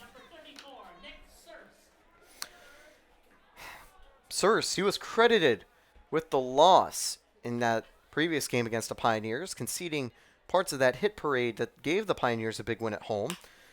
His hits gave them a huge lead, and this could be a sacrifice fly to Bobby Marsh. They will tag up. The throw gets down for Bartenstein. They're not going to move him. 1 away. They have to do their scouting reports. They definitely know that Marsh has tagged out multiple runners with cannons from left field. Here comes Trotta with one out. The extra hitter, number 38, Mark Trotta. Mason Smith in an early jam here, but we know that these are the types of situations he can quite easily work his way out of. He's got 2 aboard and just 1 out. Oh, by the way, thank you for Hilliard for sponsoring this inning. They're a big sponsor for your Elmira Pioneers. That one's high, ball 1. Trotta, Castellana on deck. The 2 combined are 2 for 5 in this game with a walk. Notably as well, Castellana on deck is the best hitter for the Red Wings. That one's going to be grounded hard to third. It should bring a run home as they get 1, and they can't get 2. It's now a 10-0 lead for Geneva. That will be disappointing for Mason Smith as the 10th run comes home. Designated hitter from Niagara, number 31, Nick Castellana. But they do get the 1 out at second. The lead runner retired for out number 2. Castellana up now.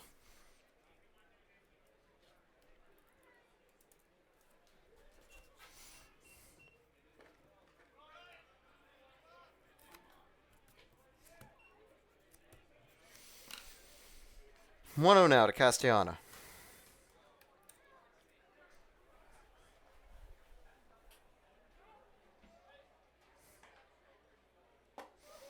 That one's up high, 2-0.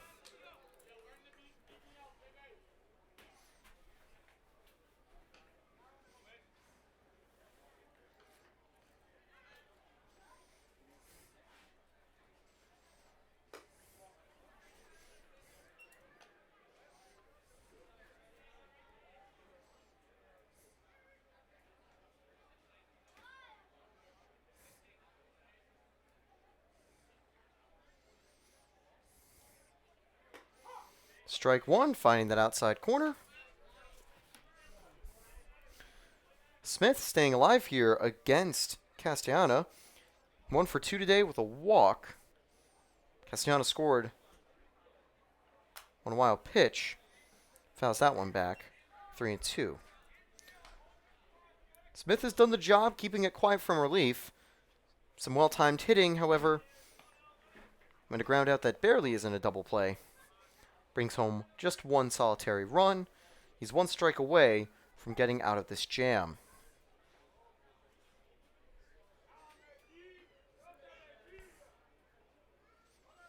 That one goes wild.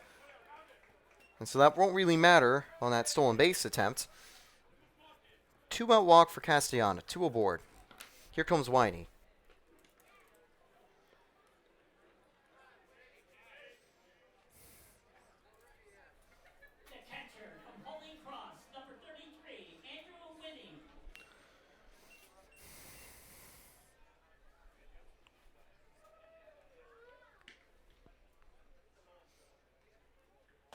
Strike 1.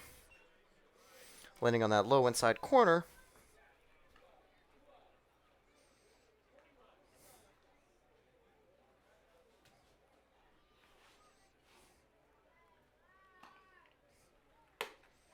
Strike 2, finding that outside corner.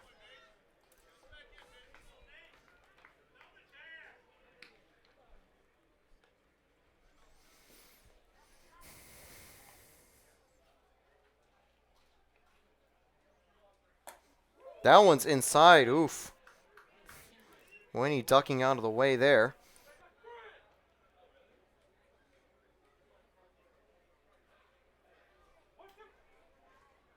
One, 2 now to Winnie. 2 away.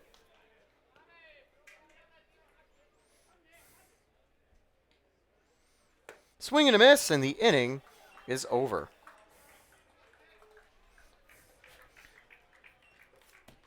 Red Wings get 1 on just 1 hit, 1 error, 2 left on base. For the Red Wings in the last of the 6th inning, 1 run on 1 hit, 1 Elmira error, 2 men left on base. Red Wings head out to the field.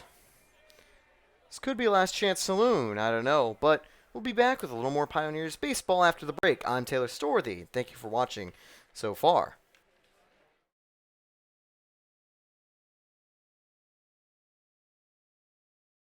Hey, you. Yeah, this hasn't been a great game for your Pioneers. But listen, games are better when they're at Unfield.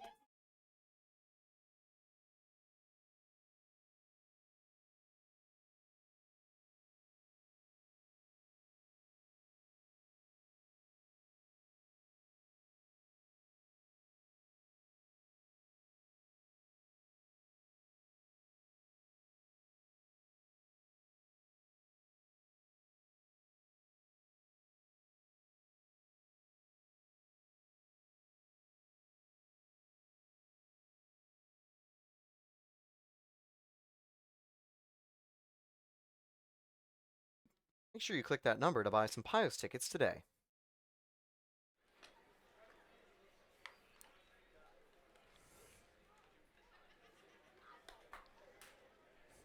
We're back here in McDonough Park, top of the 7th. Thank you, Bully Hill Viners, for being this inning sponsor for your Elmira Pioneers. Malone's going to come into the game as the relief pitcher. Darish has gone a complete 6 innings of 3 hit ball. Hasn't surrendered a single run. He's had a pretty good start. Malone this season, he's pitched in 3 games, 3.1 innings, and very much has been more of a non-high leverage type of guy. In those innings, he's conceded 7 earned, 8 total, but he's also not conceded too many walks. It's just he concedes a lot of good balls in play. He now has to get through Frank Weyman, Joe Muzio, Lucas Phelps, and finally, Joe Olsovsky. Up first is Frank Weyman. For the day, Wayman got on base via error and struck out. Geneva only 1 error on the day. That one's going to be low ball 1. Do you see some activity over in the bullpen just in case? But for now, they're going to be rolling with Malone.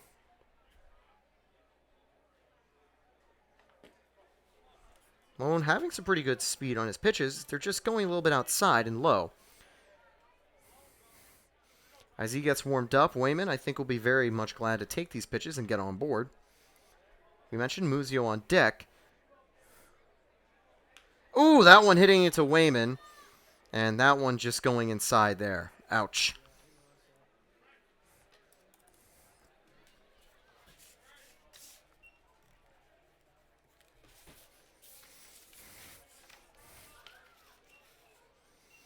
Malone, that's only his 2nd hit batter of the season. But here comes Joe Muzio, runner on first. And I'll say, hey, Joe, we need you bad. Runner aboard, no one out. A chance to try to do some damage.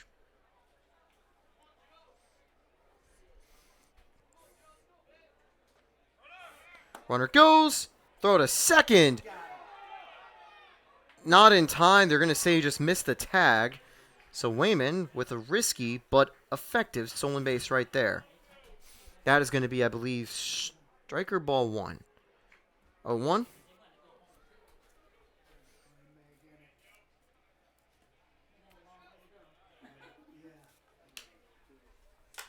Muzio is going to flare that out.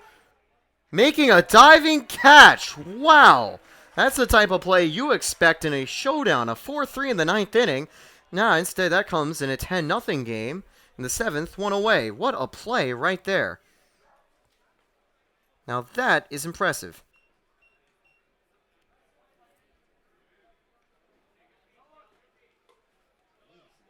Number 29, Justin Hanley.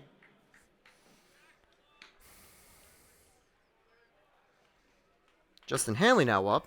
He's going to take ball 1.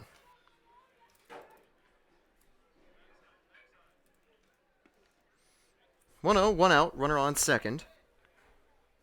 Hanley, he's coming as a pinch hitter.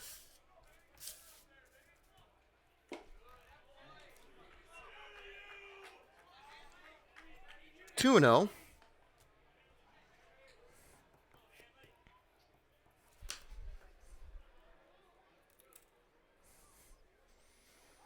Looking back at second, that's where Weyman is. And 3-0 now.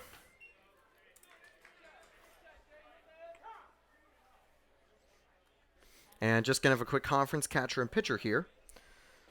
On deck, we see Osofsky. He won't be pinch hit for.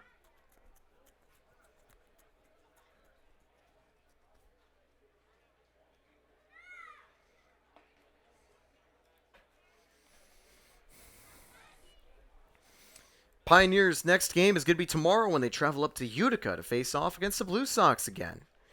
Be sure to stay tuned for that game. That will be live, and I'll let you know when. Ball 4, Hanley on 4 straight. 2 aboard, 1 out. Here comes Olsofsky. Second baseman, number 19, Joe Osowski. Olsofsky, 2 on, 1 out. That runner on first reopens the double play opportunity. Olsofsky has hit into the most double plays of the Pioneers this season. Strike 1 there.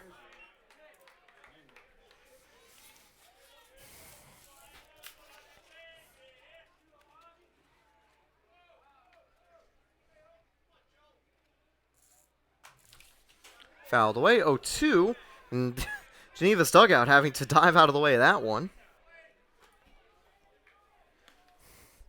0-2 to Olsofsky. On deck is Murad, unless he's going to get pinch hit for.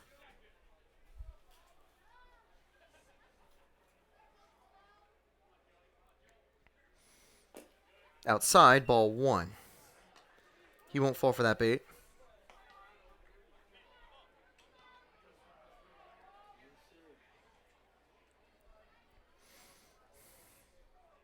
One, 2.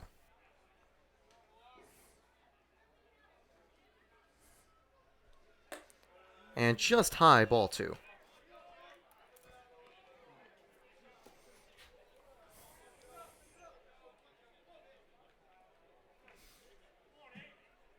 Two-two to Olsofsky. That one's going to be lined for a base hit. Yes, it stays fair. They can't get it in time, so the first run for the Pios will likely come home. It does. It's a 10-1 ball game. Olsofsky with an RBI.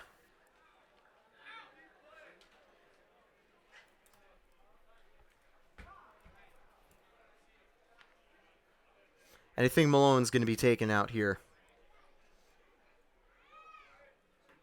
Shortstop, number 6, Gil Moran. So the extra hitter, Gil Murad's going to step up here.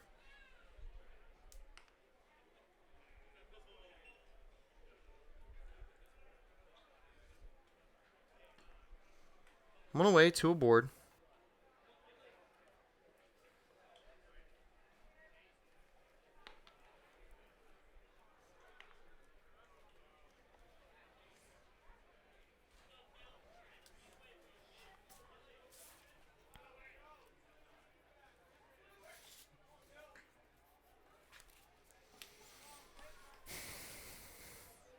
So Murad up with 1 away.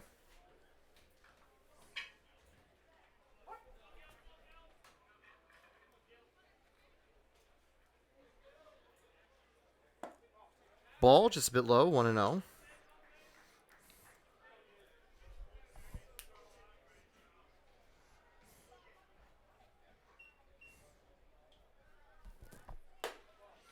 Two and 0.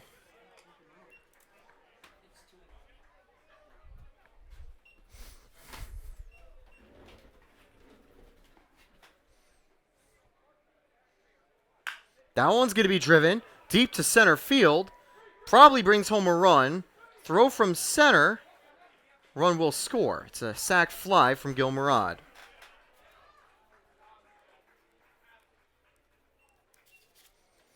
Runner in second, 2 away, 10-2 ball game.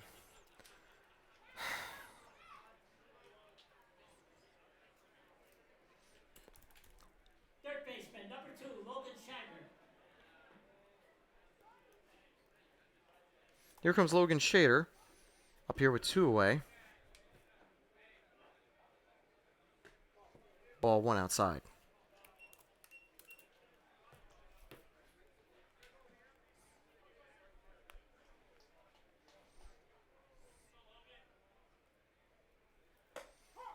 Strike one.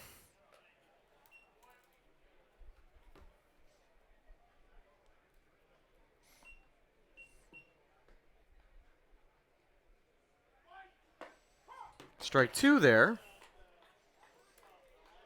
Malone, 2 away. He's 1 pitch from getting out of that inning.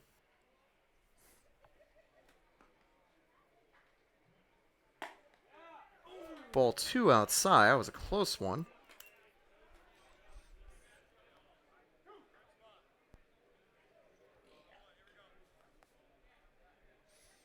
Two.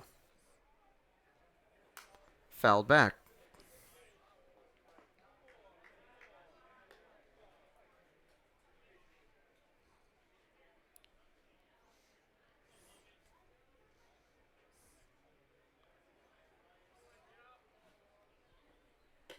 And strike 3.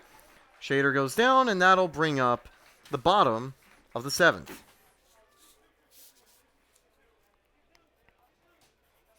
Pios Baseball will be back right after this. Might be Mason Smith, I think, returning to the mound. Or could be Zeev Gar, I'm not fully sure. No, it's Logan Shader. No, not Shader. Jonathan Haynes on the mound. We'll be back.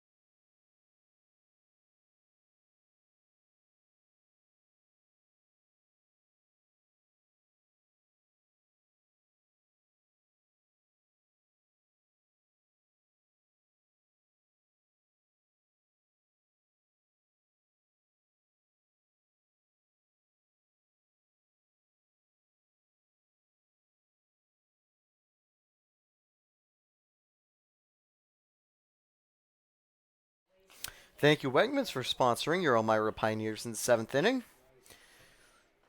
Well, the pitching change for Geneva finally opened the floodgates. The Pioneers scored 2 runs. And honestly, just the wrong reliever, I think, to bring in if you're Geneva. Now they've got a chance here to keep some offense going. Jonathan Haynes enters the game.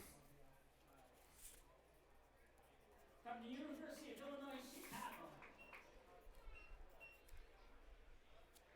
Center fielder, number 4, Brandon Gillespie. Jelpy, the first opponent here for Haynes. Ball 1, just outs to the inside.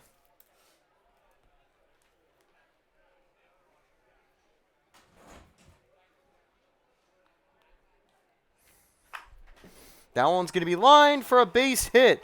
Muzio can't come up with it. It's going to be a single for Jelpy to open up the inning.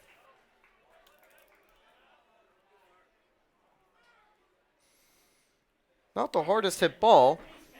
Just lands over the head of Muzio. Jaffe comes up here with a runner aboard.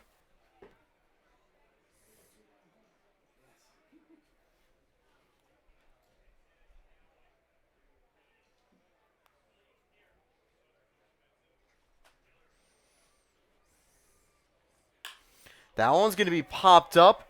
Should be out number 1. Cooper Smith getting under it. And that is going to be out number 1. Runner stays back at first. McDermott up here. McDermott Doesn't have a hit yet. 0 for 2 with a walk. From Quinnipiac, the left fielder, number 7, Andrew McDermott.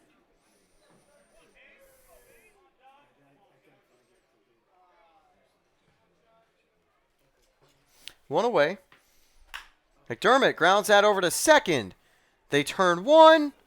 Throw not in time. That's all they get.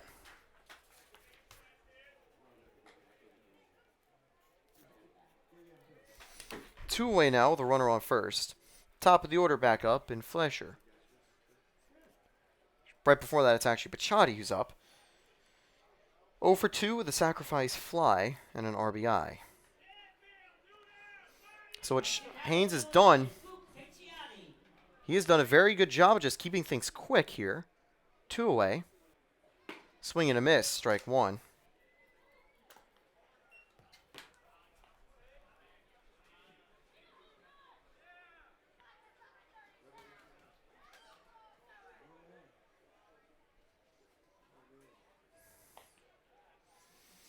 Haynes gets a sign. 2 away. 1 aboard. Outside, ball 1.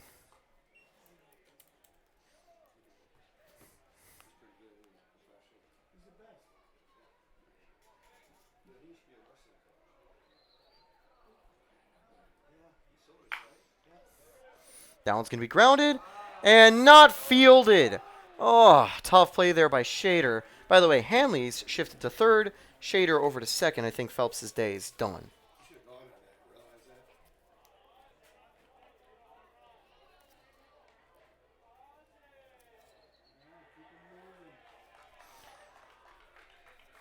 From Tufts, the shortstop, number 5, Ozzie Fleischer.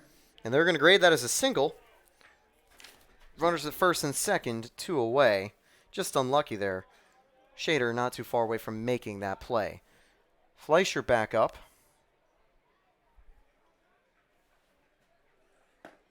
Strike 1 in that low corner.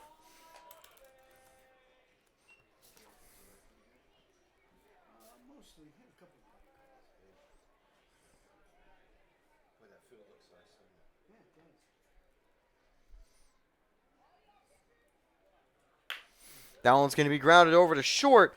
Olsovsky picks it up. The throw this time caught by Musio. The inning is over. That's the 7th inning done and dusted. We'll be back. Pioneers baseball returns for the 8th inning after this. The Red Wings in the last of the 7th. No runs, 1 This hit. field looks good, though. Oh, yeah.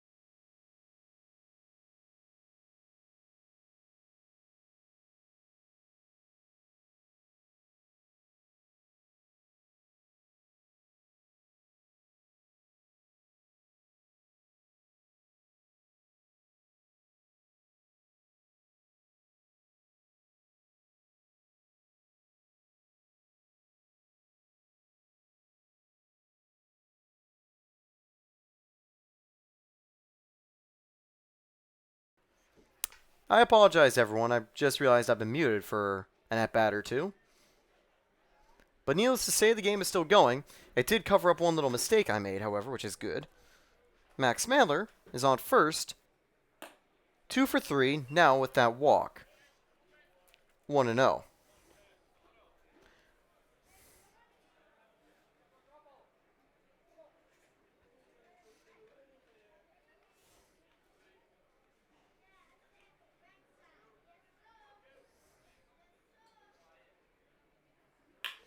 Smith, a line drive deep to center. That's going to fall. They'll let it drop for a base hit. Runners on first and second, 1 out. Here comes Bobby Marsh. Left fielder, number 25, Bobby Marsh.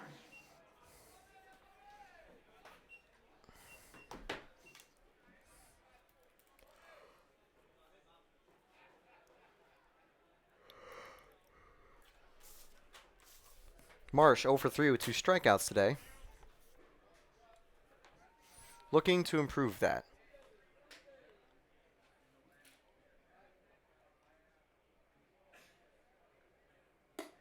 Ball 1 just a bit high.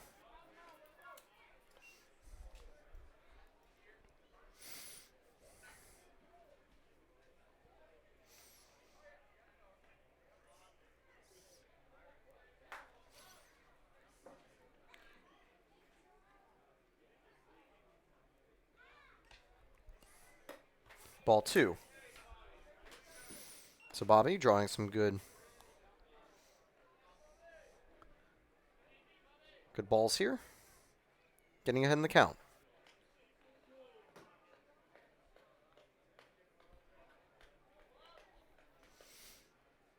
And by the way, for any basket fans watching that over, this is normally something I'd say during the live stream. Paolo Banchero was selected with the first overall pick by the Orlando Magic. 3-0.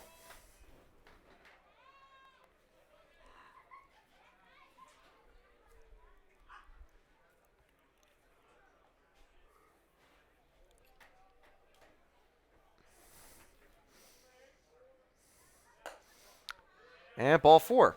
Marsh, now as the base is loaded for Frank Weyman.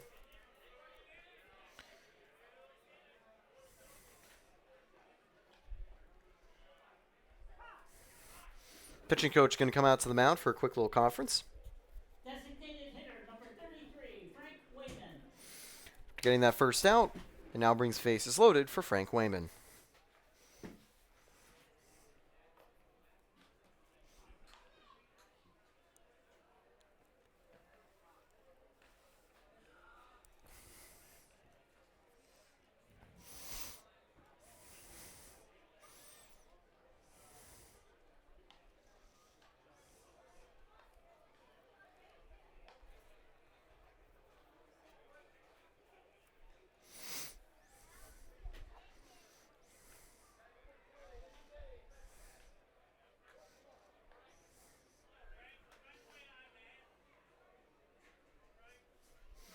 Now, first pitch to Frank Weyman. 1 away, bases loaded. That one's ripped down the line. No more mercy rule. That's going to score 1. Score 2. They're going to head Marsh home. The throw in won't work. In fact, Marsh is just going to stay at 3. They held him up at the last second. He would have been safe. It's a 10-4 ball game. Pioneers with an emphatic statement on that hit. They're not ending this game early. It's third and second. That's where the 2 runners are. It's a 2 RBI double for Frank Weyman. First baseman, number 51, Joe Musio. Here comes Joe Musio. 0 for 2 with a walk. 10-4 lead for Geneva.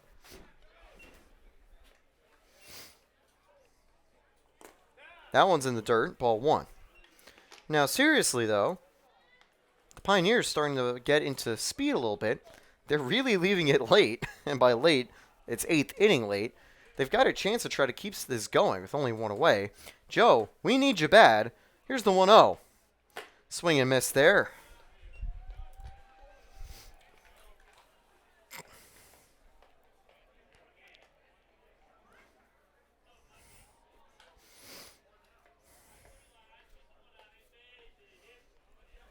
1-1. In the dirt, 2-1. On deck after Muzio is Justin Hanley. Came on as a pinch hitter, and now is going to be playing at third base for the rest of the day.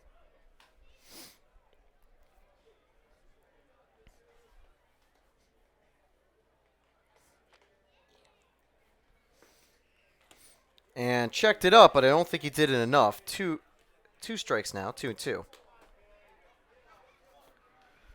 2-2 for Muzio. We need you bad. One away. He's got two in scoring position.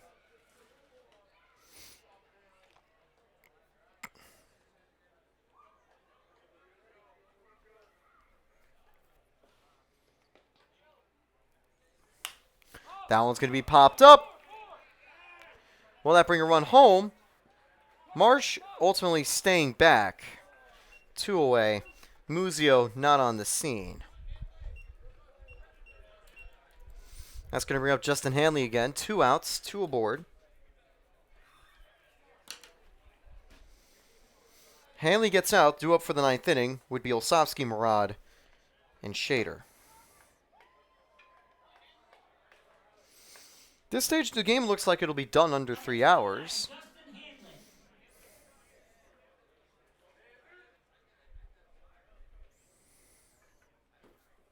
Outside, ball 1.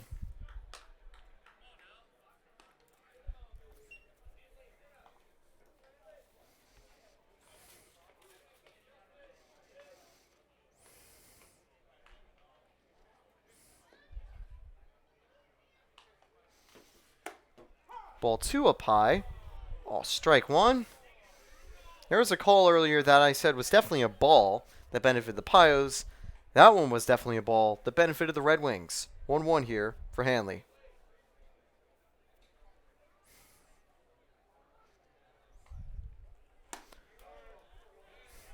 Ball 2 just a bit inside. Because you don't know what he's going to call. You don't know what he's going to call. Oh, damn, that's funny. Swing and miss, strike 2. There was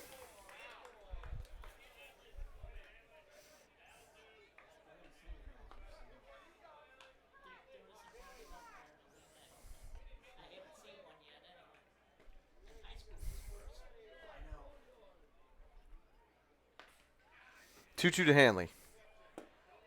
Ball 3, that one drops low. Big 3-2 count right here. 2 runners in a really dangerous position. They're probably not going to be running on this pitch, but they're definitely going to take a bit of a lead in case that ball is put in play. 3-2. Swing and miss. Hanley strikes out. The inning is over. That's it for the top of the 8th. Bottom of the 8th coming up right after this. More Pios baseball after this. I believe that Haynes will return to the mound after that quick inning.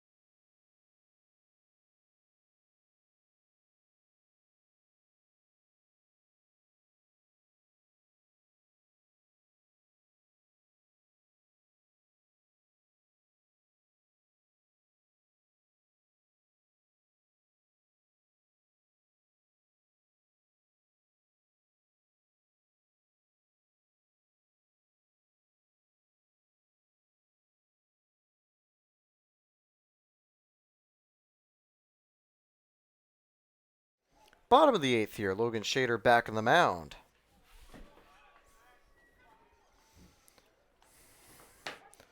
Pioneers baseball back underway. Number 3, the second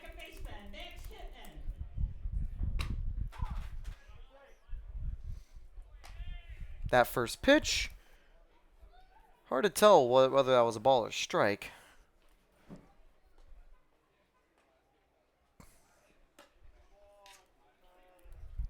Think it's 1-1. I'm gonna say 1-1.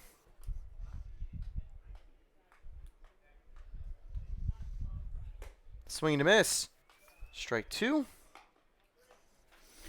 1-2 count now.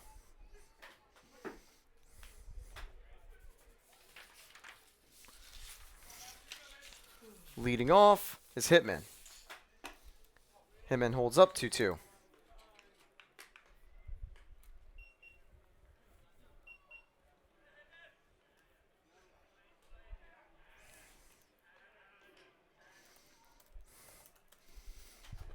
Two is going to go into 3-2 there with the ball outside.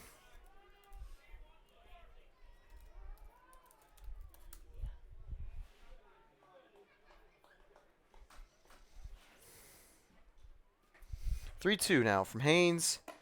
Inside, ball 4. So Hitman gets a board to open the inning.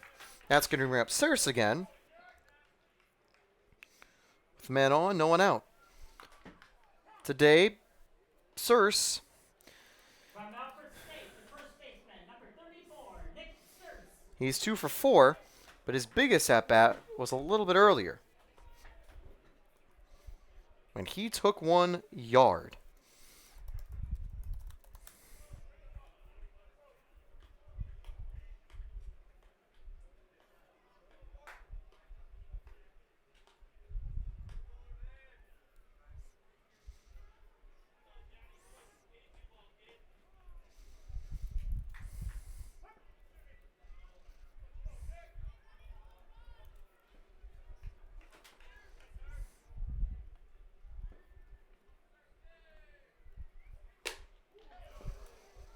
At first pitch, some heat, strike 1.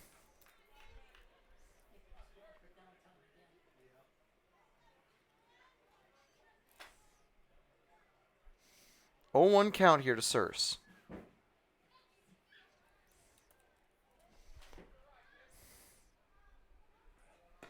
Outside, ball 1.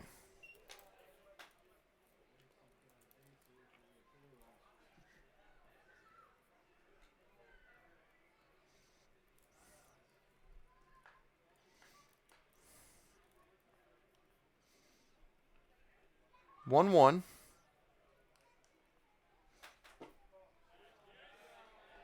That one's called a ball. 2-1 here. So Circe now ahead after he had that first strike.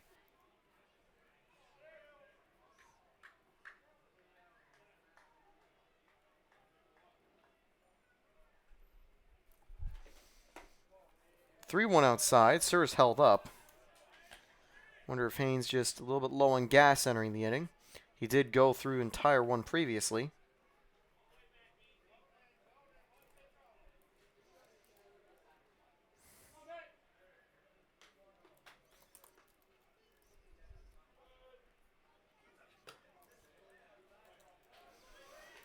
And with that, Circe gets aboard. 2 on. No one out. From Weyman, the extra hitter, number 38, Mark Trotta. Trotta back up.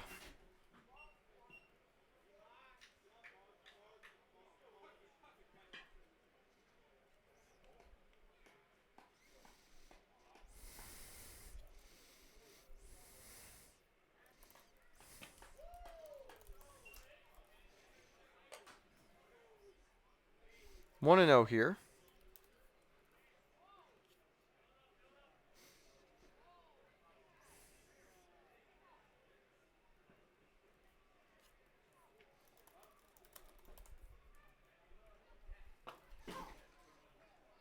That one's going to be called strike 1.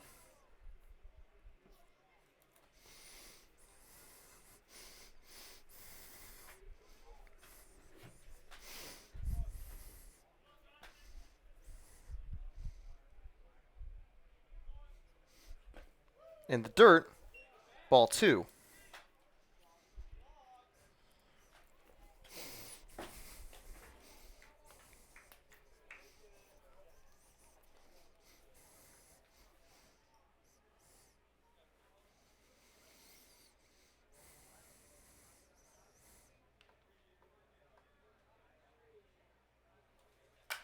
That one's going to be popped up. Should be the first out. Mailer tracking under it, making the play.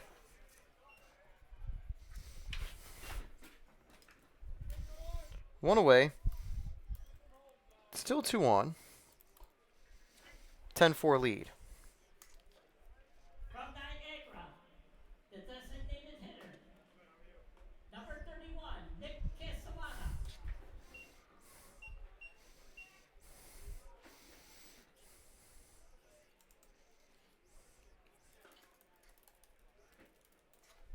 Castellana now up. He's got 2 aboard.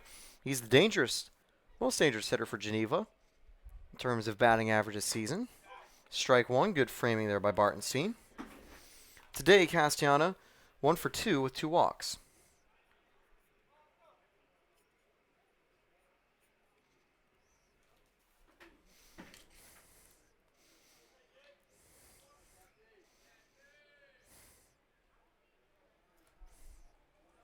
Swing and a miss. 1-1.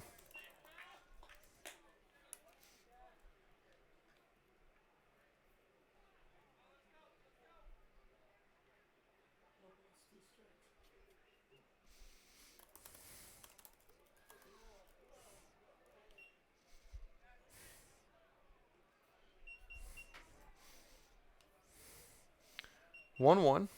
0-2 actually.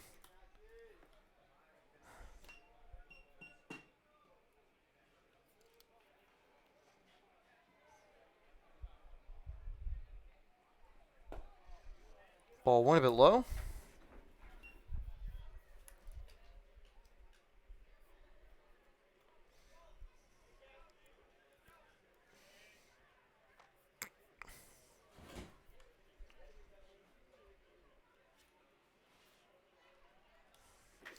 One, 2 now.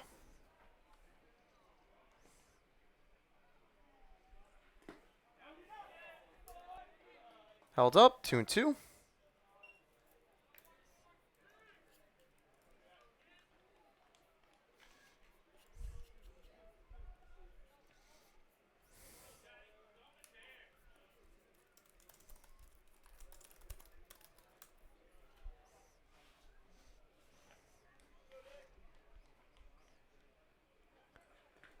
And did he go? Well, the runners will go.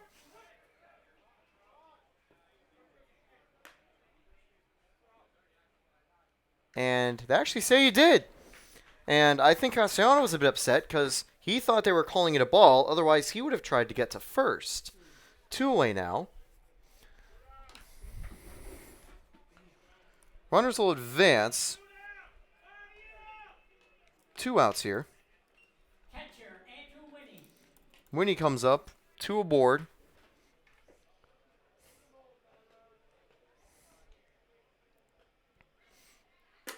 That's high, ball 1. That's a little sweet chin music to the inside.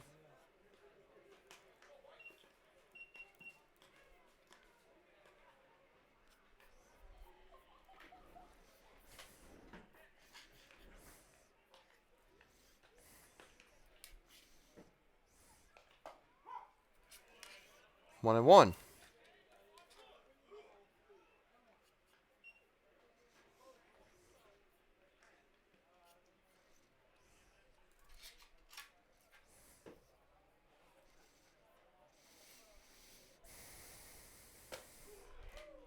Swing and miss, strike 2.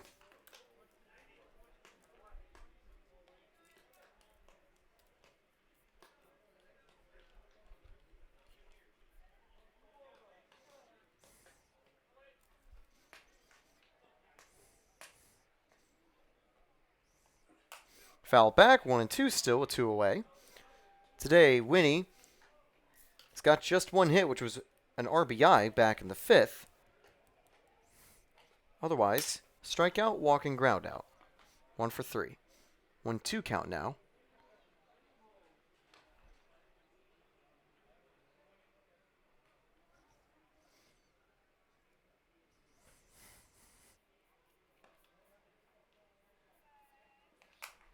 Foul back.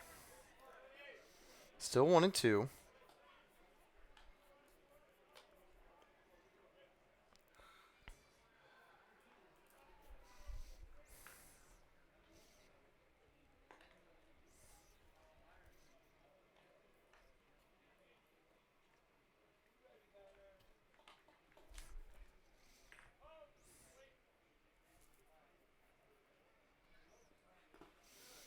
That one's outside. 2-2. Good take there on a tough pitch from Winnie.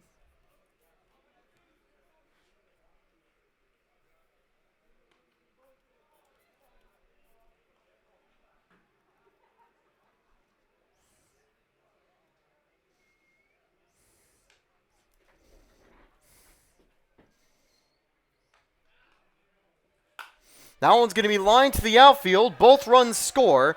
It is back to an 8-run lead. Winnie's going to head to 2. The throw-in from Marsh won't be in time. It's a stand-up double with 2 away.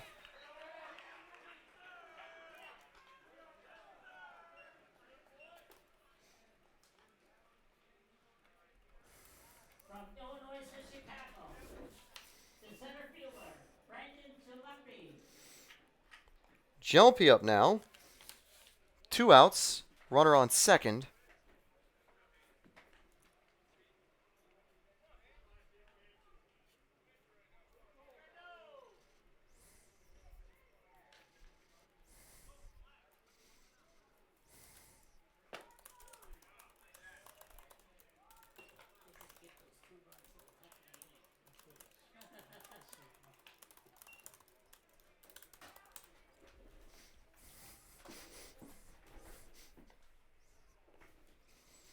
Oh, 1 here.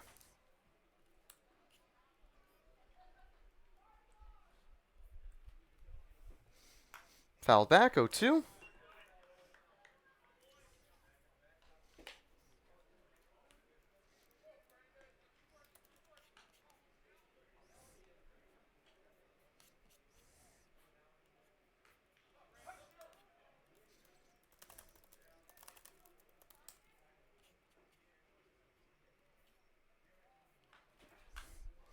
Foul back, 0-2.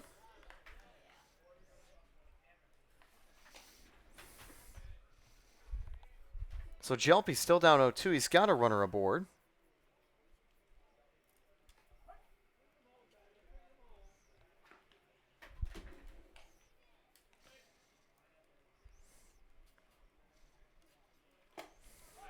And strike 3. He's going to get out of the inning. 2 strikeouts. 2 runs do come home on 1 hit. That's the bottom of the 8th. Last chance saloon will be open for the top of the 9th right after this. You're watching Pioneers Baseball.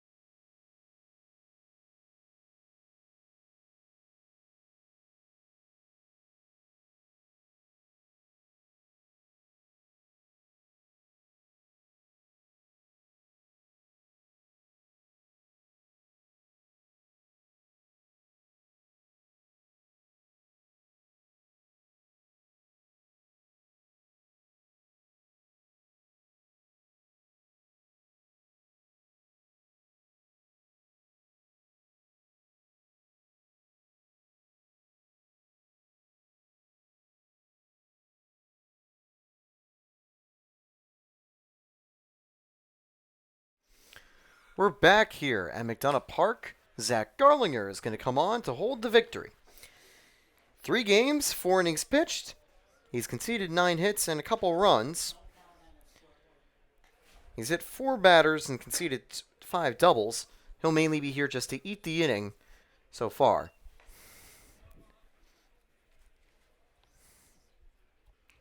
Very low pressure situation. Bottom of the order coming up for the Pioneers. Leading off with Joel Sofsky. So he takes his final warm-up swings. Unless he's being pinch hit for. I don't think he is.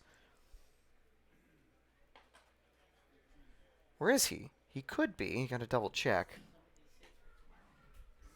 But again, tomorrow, after this game is done, the Pioneers are heading to Utica to face off against the Blue Sox, completing a little road trip.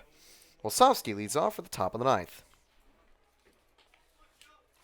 Lead off for umpire in the top of the ninth inning. The second baseman, number 19, Joe Osowski.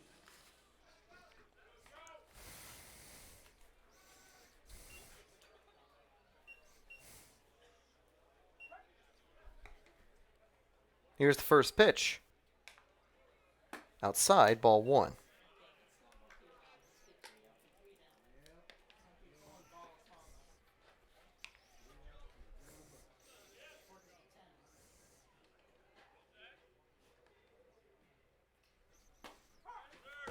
Strike 1.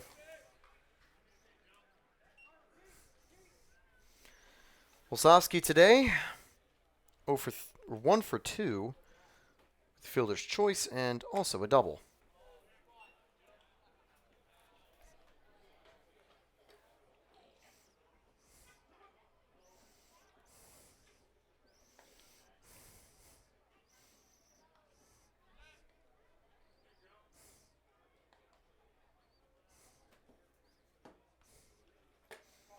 Three one outside.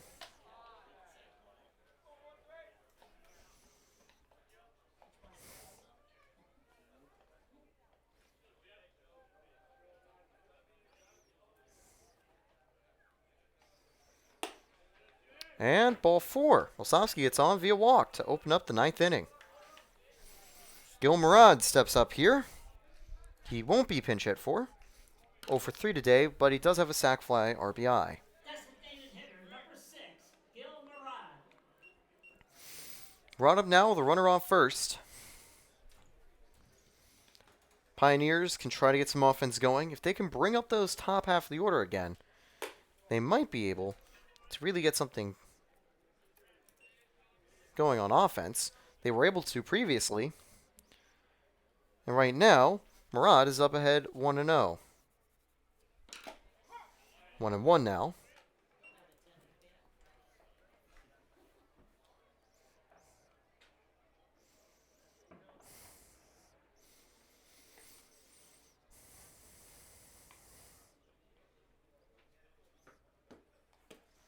Inside, 2-1. All over the plate,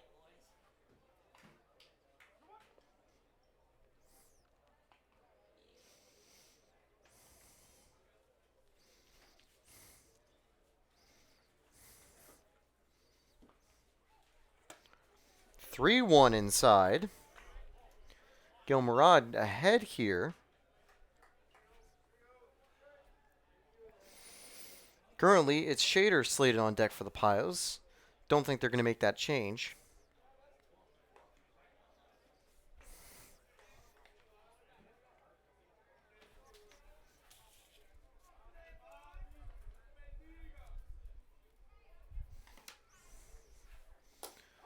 Strike 2. Close one right there.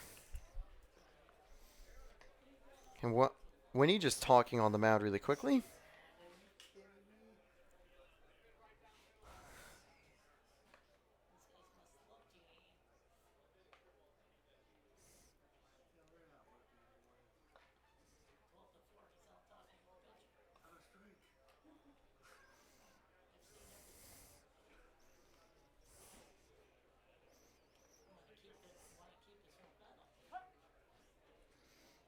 Full count now for Gil Murad. No one out, runner on first. And oh, that one hits his shoulder. 2 aboard now. Just cuts a bit inside. Shader back up here. 2 on, no one out. Third baseman, number 2, Logan Schrader. Shader up.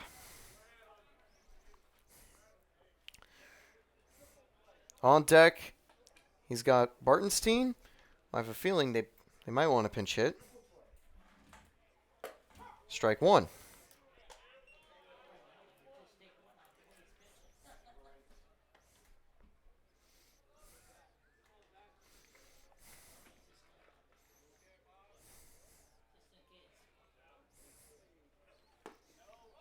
Ball 1, 1-1.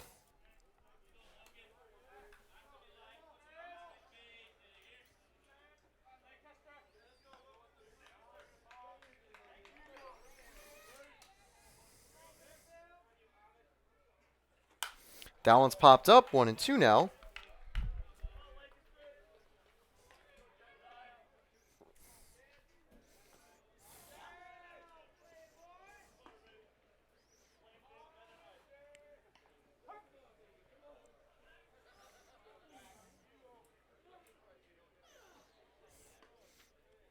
One, two here to Shader.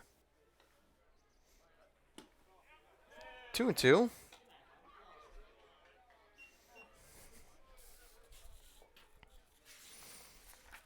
Scheider this season with runners on base, 143, but he hasn't gotten any hits with runners in scoring position yet. Fouled off.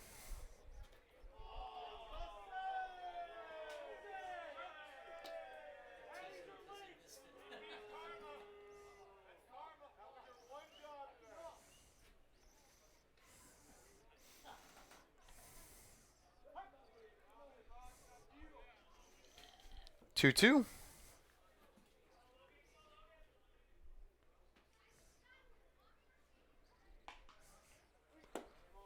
Ball 3. Close pitch, and now it goes full against Shader. Say what you want about this game. The Pios team still fighting to the very end.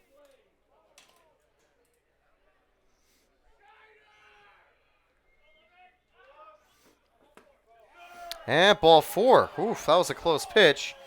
And here's some groans from the Geneva dugout. They must forget they still lead by 8 runs. Up comes Brody Bartenstein, who's not going to be pinch hit for with bases loaded. And I'd say you might want to.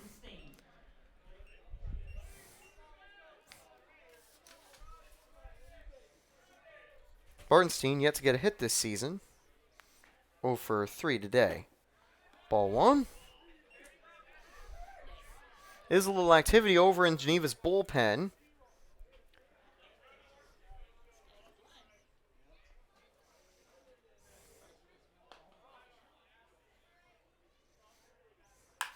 Bartenstein sends one high. Not going to be far enough. It'll only bring home 1 run. It's an RBI from Bartenstein. That'll be out number 1. It's a 12-5 game. Runners at the corners. Took him a while, but he gets his first out on the mound.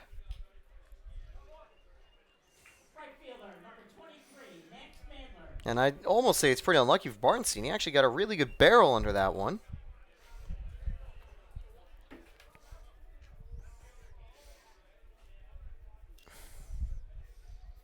Moran on third, Shader at first. Here's Max Mandler with 1 away. Mandler grounds that through the hole. It's going to be a 12-6 ball game. Runners on first and second, 1 away.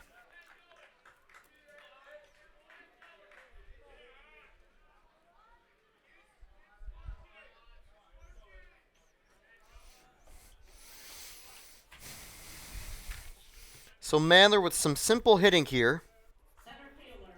Brings up Cooper Smith. And this is what I was mentioning earlier. If they get a little offense going and they get back to their heart of the order, they could start to seriously challenge it.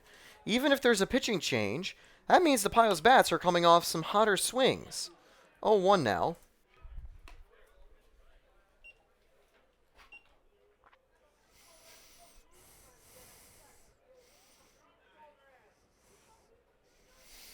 Honestly, they're going to want to, obviously, Geneva not wanting to take out Garlinger. He's already got 1 out. They're hoping that he can just finish this game. Cooper Smith drives one deep left field. That'll be out number 2, though, as it goes right to the left fielder. 2 away. Here comes Bobby Marsh with 2 aboard, 2 outs. Top of the 9th. Definitely nowhere near tying it, but Marsh could seriously help the chances of the Pios. Weyman and Muzio, the next 2 batters. But obviously, if Marsh can't do anything, they won't even have the shot.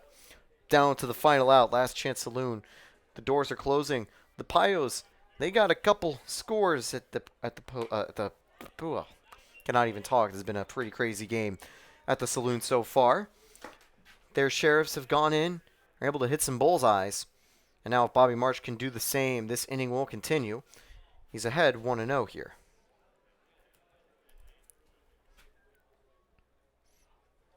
2-0 outside. For the day, Marsh 0 for 3 with a walk in his previous at-bat. He also got stranded at third.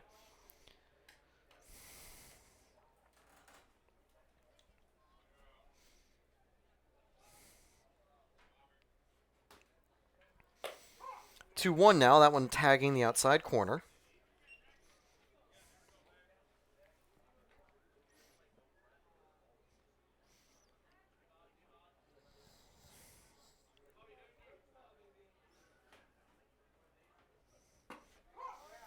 Two. So Pioneers down to their last strike for the first time this inning.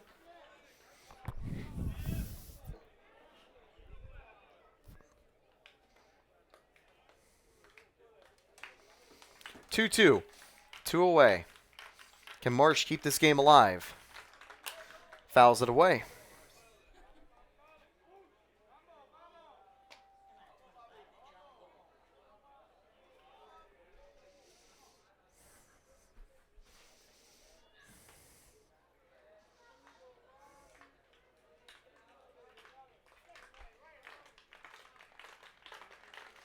Two.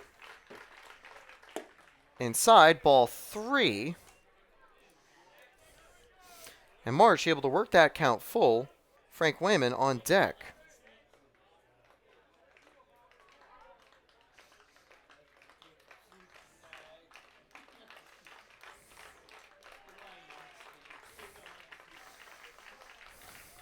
Marsh fouls that one away. It's going to stay a full count.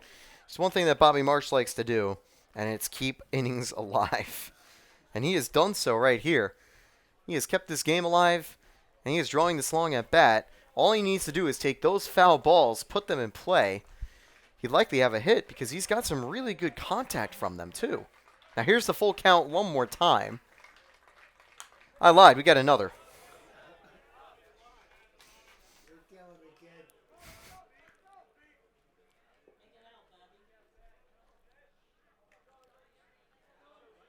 Bobby Marsh, the future Penn State player.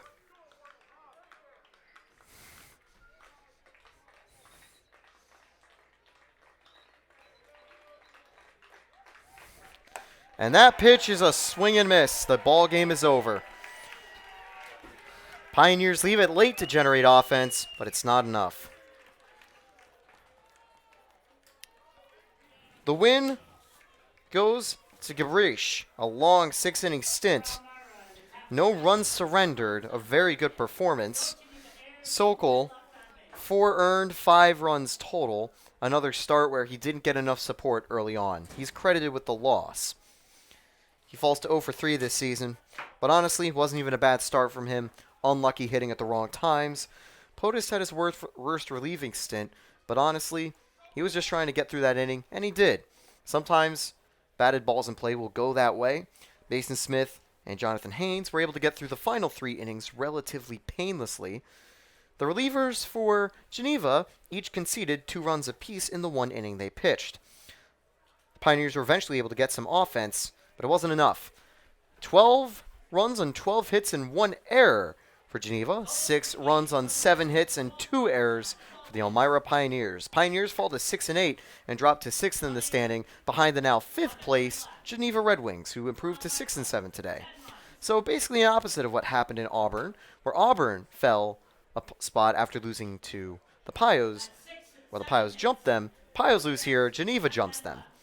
Fun day of baseball here at McDonough Park. I'll catch you tomorrow. I'm Taylor Storthy. Thank you for watching Elmira Pioneers Baseball. We'll see you in Utica, hopefully with a live stream. That was a place where we also had some troubles.